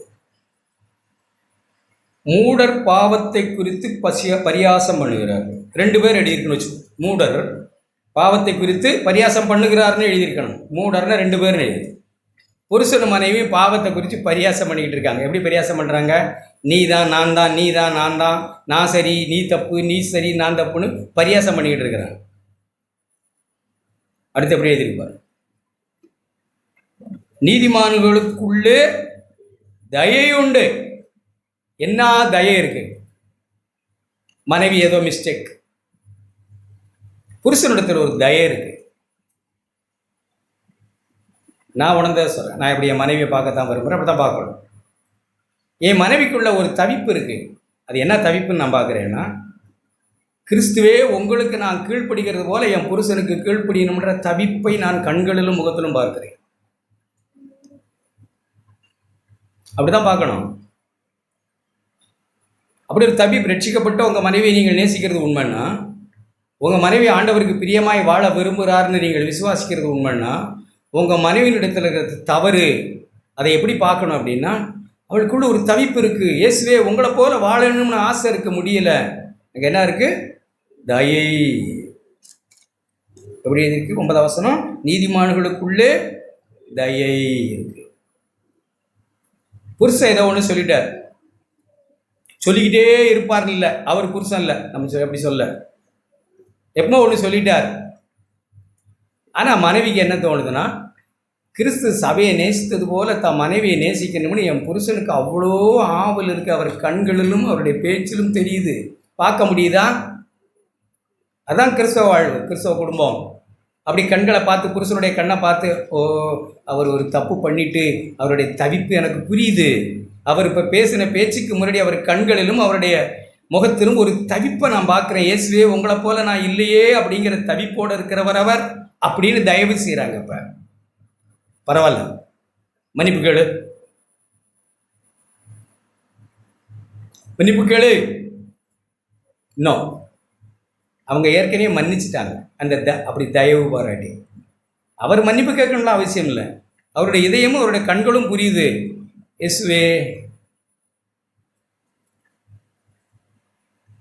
அப்படி மனைவியை பார்க்குறாங்க. தயவு இருக்கு, அப்படி பார்க்க வேணாமா? தயவு, நீ மன்னிப்பு கேளு, நீ சமைக்க வேணாம், ஒன்றும் வேணாம், முதல்ல மன்னிப்பு கேளு. அப்படியா?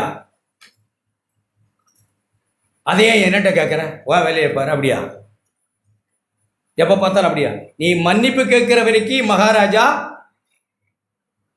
என்ன செய்ய மாட்டாரு? பாரு. அப்படியா? என்னங்க என்னத்தை வேணாலும் சபை, எனக்கு என்னப்பா, நீ தான் மன்னிப்பு கேட்கல. அப்படியா?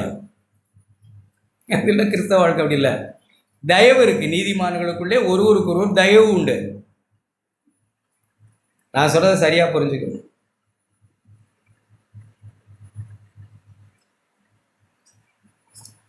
பத்தாவசம், இதயத்தின் கசப்பு இதயத்துக்கே. எதையும் நம்ம சாக்கு போக்கு சொல்லவே முடியாது. நாம் ஆவியை பெற்றிருந்தால், நாம் மறுபடியும் பிறந்திருந்தால், தேவனுடைய ஆவியினால் தேவனுடைய பிள்ளைகள் ஆகியிருந்தால், நம்ம தாண்டி ஒரு செயல் போகவே முடியாது. சும்மா நம்ம விளையாடக்கூடாது. நம்ம இதயத்தை தாண்டி, நமக்குள்ளே இருக்கிற பரிசுத்த ஆவியானவரை தாண்டி ஒரு செயல் போகவே முடியாது. என்ன கேட்டார்? கேஆசி கிட்ட போன வாரம் கேட்டோம். எலிசா என்ன கேட்டார்? என் இதயம் உன் கூட வரலையா? தாண்டி போகவே முடியாது. அப்படியும் போகுதுன்னா நம்முடைய கிறிஸ்தவ வாழ்க்கையில் எங்கேயோ தகராறு. அதனால தான் நம்ம பலமாய் சமாளிக்கிறோம். நம்ம கசப்பு இதயத்துக்கே தெரியும். நம்ம பட்டது இப்போ கோபமா, கோபம் இல்லையா? நாம் இப்போ பேசுறது தடிப்பான வார்த்தையா இல்லையா? பெருசாக நம்ம ஒன்றும் கோபமெல்லாம் ஒன்றும் இல்லை. பெருசாலாம் முகத்தெல்லாம் பெருசாலாம் காட்டுறதெல்லாம் அதெல்லாமா அப்படி எவ்வளவு காலம் நடிச்சிருக்கோம். இன்னுமா அந்த நடிப்பை நல்லாவா நடிக்க தெரியாது? ஒரே டேக்கு, இதெல்லாம் 10 டேக்கெல்லாம் எடுக்க தேவையில்ல, ஒரே டேக்கில் எடுத்துடலாம். அந்த அளவுக்கு நம்ம ட்ரெயின்டு பீப்புள். அதனால் முகத்தை எப்படி வைக்கணும், எப்படி பேசக்கூடாது, எப்படி சத்தத்தை எல்லாம் ட்ரெயின்டு. யாருக்காக? இந்த மனைவிக்காகவா? இந்த புருஷனுக்காகவா? இருதயத்தின் முரட்டாட்டம் உங்களுக்கே தெரியுமே சகோதரி, இருதயன் கசப்பு உனக்கே தெரியுமே சகோதரா, அப்புறம் யார் அந்நியர் அதற்கு உடந்தையாகானே. நாம கோபமா இருந்தோமா, கோபமா இல்லையா? நீங்க கோவப்பட்டீங்க, என்னப்பா இது அவங்க சொல்லித்தானே நமக்கு தெரியும். ஆமாம்மா நான் அப்படித்தானா? யாராவது நீங்கள் கோவப்பட்டீங்கன்னு சொன்ன பிறகு தான் ஆமாம் நீங்கள் சொல்கிறது சரிதான், அப்படியா இல்லையா? அது ஊடுருவி வெளியே போனது, அப்புறம் நமக்கு ஒன்றுமே காயம் இல்லாமல் போயிடுச்சா? இப்படி ஜெயிக்கவே மாட்டோம். எப்பமெல்லாம் நம்ம சாக்கு போக்கு சொல்லிக்கிட்டு நம்முடைய பாவங்களுக்கு நாம் இப்படி சாக்கு போக்கு சொல்லிக்கிட்டு வருஷங்களாக இருக்கிறோமோ நம்ம ஜெயிக்கவே மாட்டோம். எப்பமெல்லாம் சரண்டர் ஆகிறோம், ஆமாம் ஆண்டவரே நான் பாவி, தப்பு எனக்கு தெரியும், இதயத்தின் கசப்பு அப்புறம் மனைவிக்கு தெரியாதா? வாய் வழியாக வந்தது, வாந்தி எடுத்தது மனைவி தெரியாதா? அதையும் அவங்க அள்ளி அந்தாண்ட போட்டுட்டு போகணும். இப்படிதான் நம்ம எல்லாரும் இருக்க நம்ம அழைக்கப்பட்டிருக்கோம். நம்ம கேட்ட மாதிரி நமக்கு வெக்கம் வரணும். கவனிக்கிறீங்களா? ஒரு சிலர் பாவத்தை குறித்து பேச்சை குறிச்செல்லாம் வெக்கமே நாம் படுறதில்ல. அவிசுவாசிகளுக்கு முன்னாடி நடக்கிற காரியங்களை குறித்து நமக்கு வெக்கமெல்லாம் தோணுகிறது கூட இல்லை. நமக்கு ஒரு எண்ணம் இருக்குது, நம்ம கிறிஸ்தவங்க, நமக்கு சபைக்கு போகிறோம், இவங்க எல்லாரையும் இப்போ அவங்க சபைக்காக வர போகிறாங்க, அவங்க சபைக்காக வர போகிறாங்க, சபைக்கு வந்தால் சொல்ல போகிறாங்க, சபையில் இருக்கிறவங்களாம் நம்மளை நம்புகிறாங்க, நம்ம அத்தியிலேயே எல்லாருக்கும் தெரியுது, நாம் மறைச்சிட்டோம். இப்போ அவிசுவாசிகள்லாம் வந்து சொல்ல போகிறாங்க, அவங்க சபைக்காக வர போகிறாங்க, வரமாட்டாங்க, அவங்க சபைக்கு வரமாட்டாங்க, நம்ம கூட சபை கூட மாட்டாங்கன்னு அவங்களுக்கும் தெரியும், நமக்கும் தெரியும். நம்ம கூட அவங்க சபை கூட வரமாட்டாங்கன்னு நமக்கே தெரியும். ஏன்னா நம்முடைய நடக்க அவங்களுக்கு நல்லாவே தெரியும். அந்த அளவுக்கு இருதயம் கெட்டுருக்கு. அபிசுவாசிகளுக்கு முன்னாடி தவறு செய்தான் அந்த அபிசுவாசிகளிடத்துல போய் மன்னிப்பு கேட்கணும். சும்மா கற்பனை சொல்கிறேன், தப்பாக விளைவிக்க வேண்டியதில்லை. நம்முடைய பாவம் நம்முடைய மாமா மச்சான் அவங்க உங்களுக்கு எல்லாருக்குமே தெரியுது. அவ்வளவு அசிங்கமாய் அவர்களுக்கு தெரியுது. ஒரு ஃபங்க்ஷன் வருது, நம்ம எல்லாரும் போய் அட்டன் பண்ணுறோம். அதில் அப்படி அங்கே சோறு சாப்பிட்டு சிரித்து அப்படி பேசுகிறவங்க எல்லாத்தையும் மறந்துட்டான்னு நினைக்கிறீங்களா? அதான் அவிசுவாசி. விசுவாசி அப்படி தான் இருப்பாங்க. அவங்களுக்கு மொய் நிறையா போட்டுட்டா எல்லாமே முடிஞ்சு விடும். இருக்கலாம், அப்படி சொல்கிறதுக்கு ஒன்றும் இல்லை. ஆனால் நான் என்ன நினைக்கிறேன்னா, அங்கே போய் மச்சான் மன்னிச்சிரு, ரொம்ப தவறாக நடந்துட்டேன், என்னை மன்னிச்சிருங்க, நீங்கள் எல்லாம் வருத்தப்படுற மாதிரி நடந்துட்டேன், மன்னிச்சிருங்க அக்கா, மன்னிச்சிருங்க அக்கா, மாமா மன்னிச்சிருங்க, நீங்கள் வருத்தப்படுற மாதிரி சபைக்கு போகிற அழகில்லா மாதிரி நடந்த பாவினா என்னை மன்னிச்சிருங்க அப்படின்னு அதை செய்து இந்த ஃபங்க்ஷனில் நீங்கள் கலந்து வந்தால் எப்படி இருக்கும்? நாம் ஃபங்க்ஷனில் கலந்து அதெல்லாம் மறந்துட்டாங்கன்னு மூட பார்க்குறோம். தேவன் அதெல்லாம் யோசிச்சுட்டு இல்லை. போய் ஒப்புரவாகி திரும்பவா. தயவு செய்து சொல்கிறேன், உங்கள் சொந்தக்காரர்கள் ரட்சிக்கப்படணும்னு நினச்சா, நீங்கள் தேவனுடைய பிள்ளையாய், திரும்பவும் சொல்கிறேன், மறுபடியும் பிறந்து மனம் திரும்பலாக இருந்தால் நம்முடைய பாவங்களை அவங்கள ஒத்துக்கொள்ளத்தான் சொல்லும். எங்கேனாலும் நான் இப்படி பேசுறது தப்பு, என்னை மன்னிச்சு. ஆழமாய் தலையை தொங்க போட்டு கேட்போம், வெக்கப்பட்டு. அது மட்டும் இல்லை, சபை அப்படின்னா எப்படி இருக்கும்? 1 கொரிந்தியர் 6ஆம் அதிகாரம். சபைன்னு வந்தால் கூட நம்ம எப்படி இருக்கணும்? இந்த அற்ப சொற்பமான, நான் திரும்பவும் சொல்கிறேன், இந்த அற்ப சொற்பமான காசு பணம் அது இது நம்ம கையில் இருக்கிறதுனால கர்த்தர் நம்மளை ஏற்றுக்கொண்டார்னு நினைக்கக்கூடாது. என்னைக்கு நாம் ஒப்புரவாக வேண்டியவங்கிட்ட ஒப்புரவாகிற அன்னை வரைக்கும் நம்முடைய எந்த கிரியும் தேவனை பொறுத்தவரையில் வை அப்படிங்கிறது அங்கே தான் இருக்கும். ஆழமாக விசுவாசி. ஏன் அவர் நம்மளை அங்கீகரிக்கணும்னு ஆழமாக விரும்புகிறார், நம்முடைய பாவத்தை ஆழமாக உணரணும்னு நினைக்கிறேன்.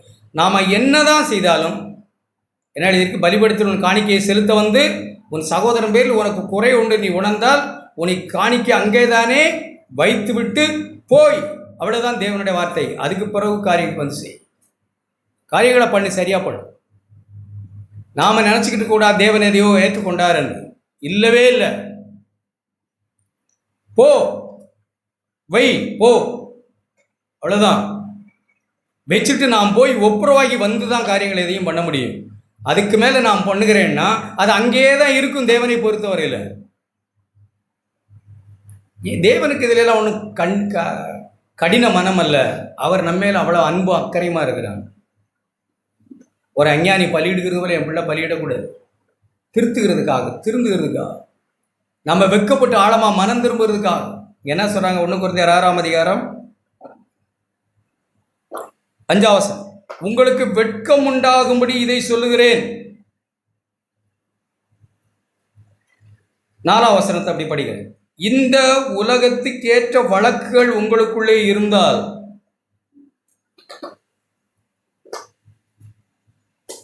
5ஆம் வசனத்தில் 2வது படிக்கிறேன்.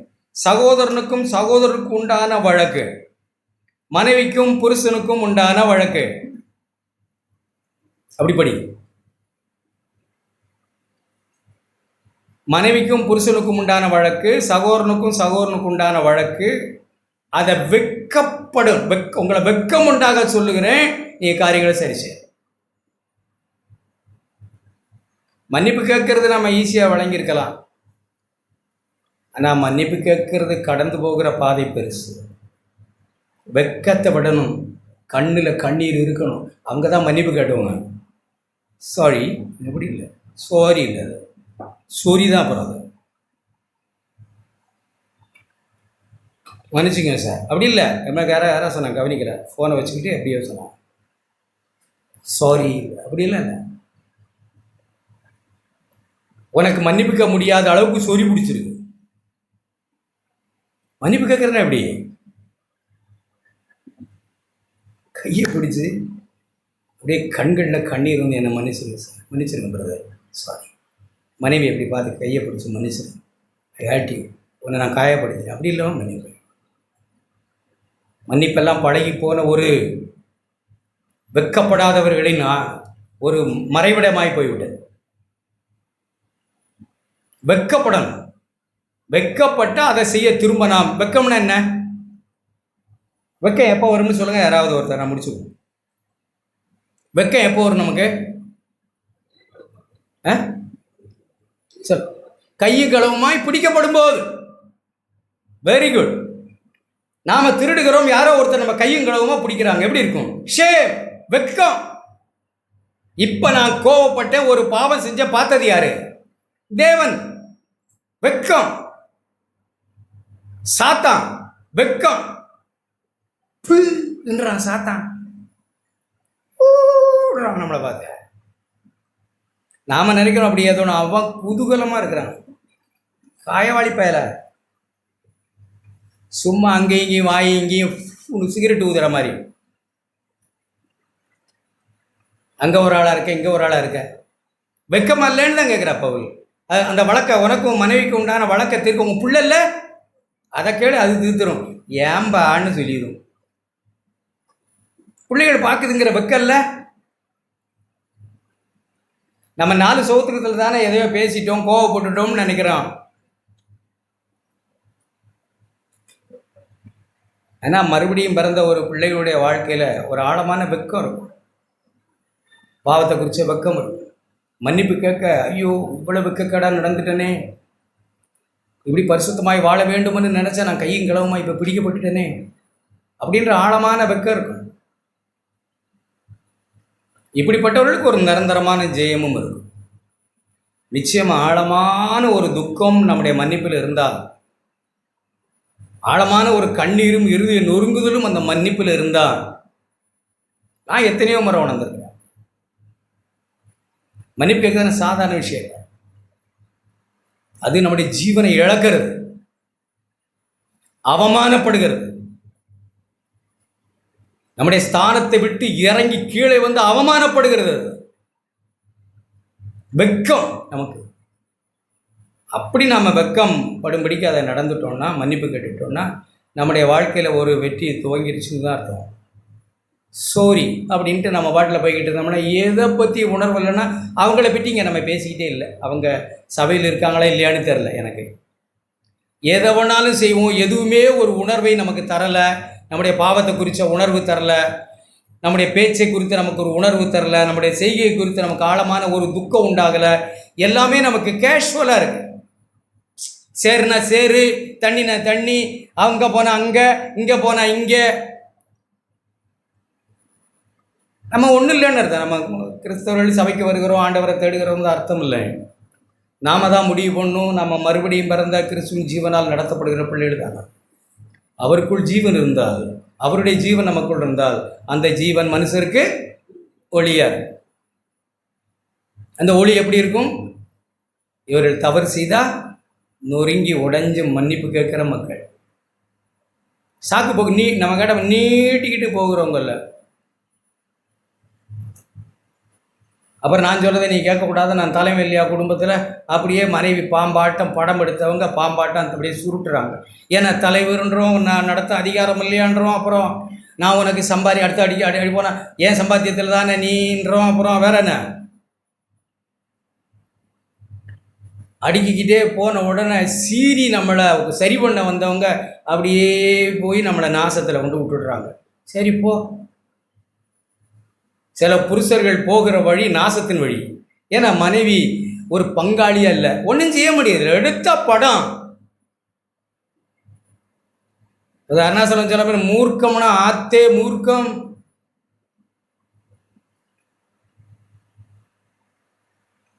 ஃபோன் சும்மா சாதாரணம் சரி, ஃபோன் ஒரு 2 ரிங்குக்கு மேலே போய் மனைவி எடுக்கலாம் என்ன தோணுது? பெருசாலாம் அங்கே உருட்டி பரட்டவனா. ஃபோன் போட்டுக்கிட்டே இருக்கீங்க, ரிங் அடிக்குது எடுக்கலை. என்ன தோணுதுன்னு சொல்லுங்கள். ஒன்றும் பேசலை. என்ன தோணுது? அந்த தோணுதலுக்கு பேர் தான் கசப்பும் கோபமும் வெறுப்பும். இதுக்கு ஏன் தோணுவான்னு மடியே அவ்வளோதான். ஆறு அடித்து பார்த்தா ஒன்றும் இல்லை. என்ன இருந்த? எங்கே இருந்த? நான் மேலே இருந்தேன், கீழே இருந்தேன். ஏங்க கேட்கல? நேற்றுக்கு இதோ இங்கே இந்த வாழை இருக்குல்ல, அங்கே இருந்துக்கிட்டு பேபின்னு கூப்பிடு. அங்கே இல்லை, இது இங்கே இருந்து பேபின்னு கூப்பிடுறேன். காதிலே விடலை. நான் போய் இவ்வளோ கத்துறேன், கேட்கலைங்க.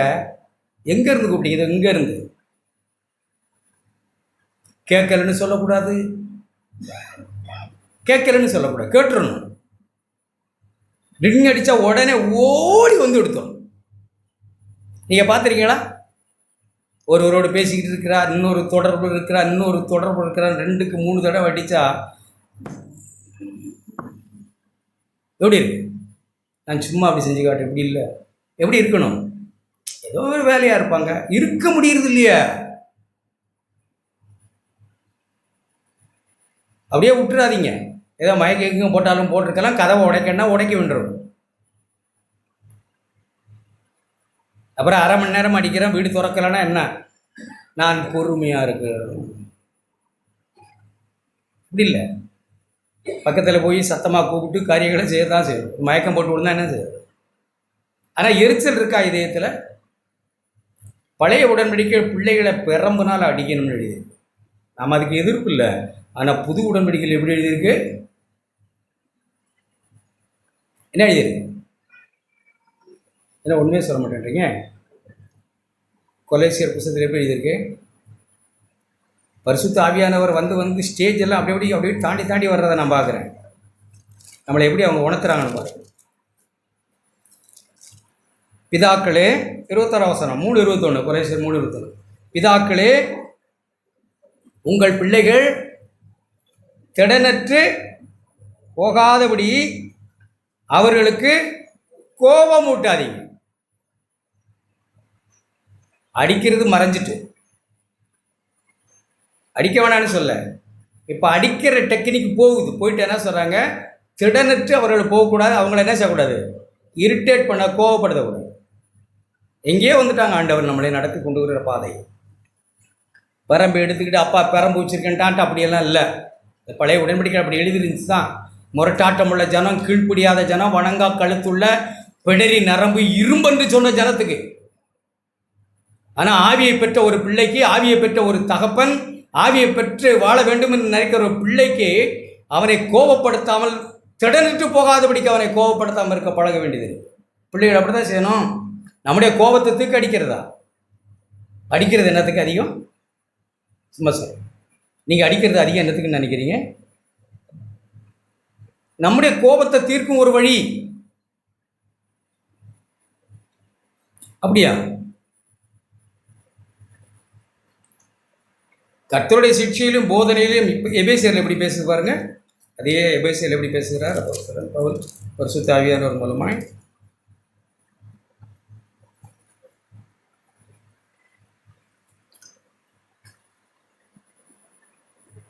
4 பிதாக்களே, நீங்கள் உங்கள் பிள்ளைகளை அடித்தா கோவம் வருமா, கோவம் வராதா? என்ன ஒன்றுமே சொல்ல மாட்டேன்றீங்க?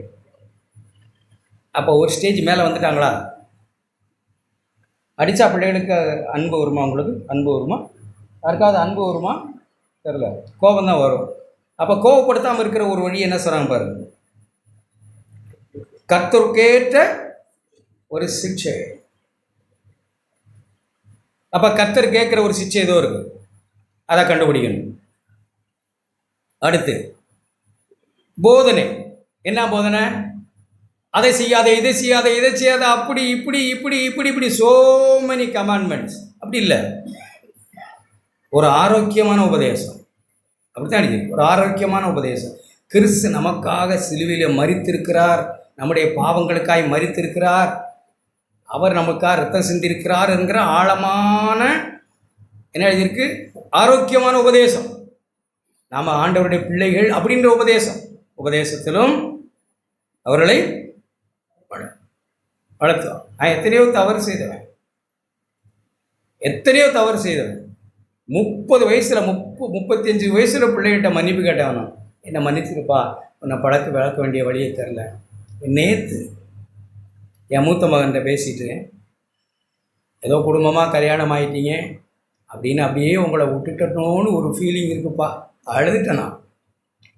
கல்யாணமாகி குடும்பமாக ஆகிட்டீங்க, அப்படியே உங்களை விட்டுட்டனோன்னு ஒரு ஃபீலிங் இருக்குது அப்பாவுக்கு. அப்படி நான் விடக்கூடாதுன்னு நினைக்கிறேன். உங்கள் குடும்பக்காரி இப்படியே தான் சொல்லணும். உங்கள் குடும்பக்காரிகளை எனக்கு தலையிட விரும்பலை, ஆனால் உங்களோட சேர்ந்து ஜெபிக்கட்டுமா? வாரத்தில் ஒரு நாள் ஃபோன் பண்ணுப்பா, நம்ம எல்லாரும் ஜெபம் பண்ணுவோம். நம்முடைய இருதயத்தை நம்ம எப்படி தான் வச்சுக்கிறது? எவரி எப்படிப்பட்ட நல்ல கிருபையை தான். நாங்கள் யாரும் தேரலை. எத்தனையோ சோர்வின் பாதைகள் அங்கேயும் போகிற பாவிகளாக இருக்கிறோம். எங்கள் மேலே கிருபையாக இருக்கும், வழியை சொல்லித்தாங்க. என் நெஞ்சில் முட்டாளான மூடனான எங்கள் நெஞ்சில் கோபம் குடியிருக்க வேணாம். சேர் தூக்கி போட்டு உட்காந்துருக்க வேணாம். வாய்ப்பு கிடைக்கும்போது பயன்படுத்துவோம்னு குடியிருக்க வேணாம். அவன் ஆண்டவருக்கு தெரியும், நம்ம ஆக்சிடெண்ட்டாக நடக்கிற எல்லாமே தெரியும். திட்டமிட்டதும் ஆண்டவருக்கு தெரியும், திட்டமிடாத பேதுருவையும் ஆண்டவருக்கு தெரியும். திட்டமிட்ட யூதாசையும் தேவனுக்கு தெரியும், திட்டமிடாத பேதுருவையும் தேவனுக்கு தெரியும். தேவனே, நான் திட்டமிடாதவன், எதையும் யாருக்கு எந்த தீங்கு செய்யணும், அப்படி இப்படி கோவப்படணும், அப்படி இருக்கணும், திட்டமிடாதவன் ஆண்டவரை. உங்களுக்கு தெரியும், ஆக்சிடெண்ட்டாக நான் இப்படி நடந்துட்டேன், என் மேலே கிருபையாயிரும். நான் இப்படி செய்ய விரும்பலை ஆண்டவரை. பாவம் செய்ய மாட்டேன்னு சொல்கிறவங்களாம் ஒரு ஆமேன்னு சொல்லுங்கள்.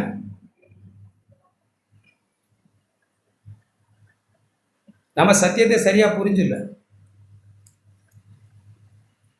பாவம் செய்ய மாட்டேன்னு சொல்ல ஒருத்தருக்கும் கேரண்டியே கிடையாது. நான் பாவம் செய்ய விரும்பலை. சபை பாவம் செய்ய விரும்பாதது. பாவம் செய்ய மாட்டேன்னு சொல்கிறது இல்லை. நாளைக்கு முகம் உடைஞ்சு கீழே விழுந்து கிடப்போம். நான் பாவம் செய்ய மாட்டேன்னு யார் சொல்லுவாங்க முடியும்? யாராவது சொல்ல முடியும் நாளைக்கு பாவம் செய்ய மாட்டேன்னு? கிருபை இருந்தால் தான். யாரை நம்பி தான் பாவம் செய்ய மாட்டோம்னு சொல்கிறோம்? நம்மளை நம்பியா? ஆண்டவர் என்ன கேட்குறாங்க? சுகமாக விரும்புறியா? அந்த விருப்பம் போகும். முதல்ல தேவனே எப்படி செய்கிறான்? முதல்ல தேவனே தம்முடைய தயவுள்ள சித்தத்தின்படி முதல்ல என்ன விருப்பம், விரும்புறியா? அந்த விருப்பத்தை தான் முதல்ல கொடுக்குறாங்க. அதுக்கு பிறகுதான் செயல். நம்ம என்ன செய்கிறோம்? நான் செய்வேன், நான் செய்வேன். யார் விருப்பம் கொடுத்தா? தேவன் விருப்பம் கொடுத்தா. தேவன் விருப்பம் கொடுக்கலனா பாவம் செய்யாமல் வாழுவோமா? எப்படி வாழுவோம்? இவ்வளோ காலமாக நம்ம பார்த்துருலையா? தைரியமாய் சந்தோஷமாக, தேவனே உங்களுடைய தயவு இருக்குது, உங்களுடைய ஆலோசனை எங்களுக்கு இருக்குது, நீங்கள் விருப்பத்தை உண்டு பண்ணுகிற ஆண்டவர், இந்த வாழ்க்கை வெற்றியாய் நாங்கள் முடிப்போம், நாங்கள் சோர்வின் பாதையிலே போக மாட்டோம். ஆமென். நம்ம எல்லாரும் இருக்கோம். நாங்கள் சோர்வின் பாதையில் போக மாட்டோம். ஆண்டவரே, கடையாந்தரங்களை உண்டாக்குற கர்த்தருடைய கண் என் மேல் இருக்கு, என்னை அழைத்த தெய்வத்தின் மேல் இருக்கு. ஆண்டவரே, நல்ல வேளையில் என்னை ஒப்பு கொடுங்க. Praise the Lord.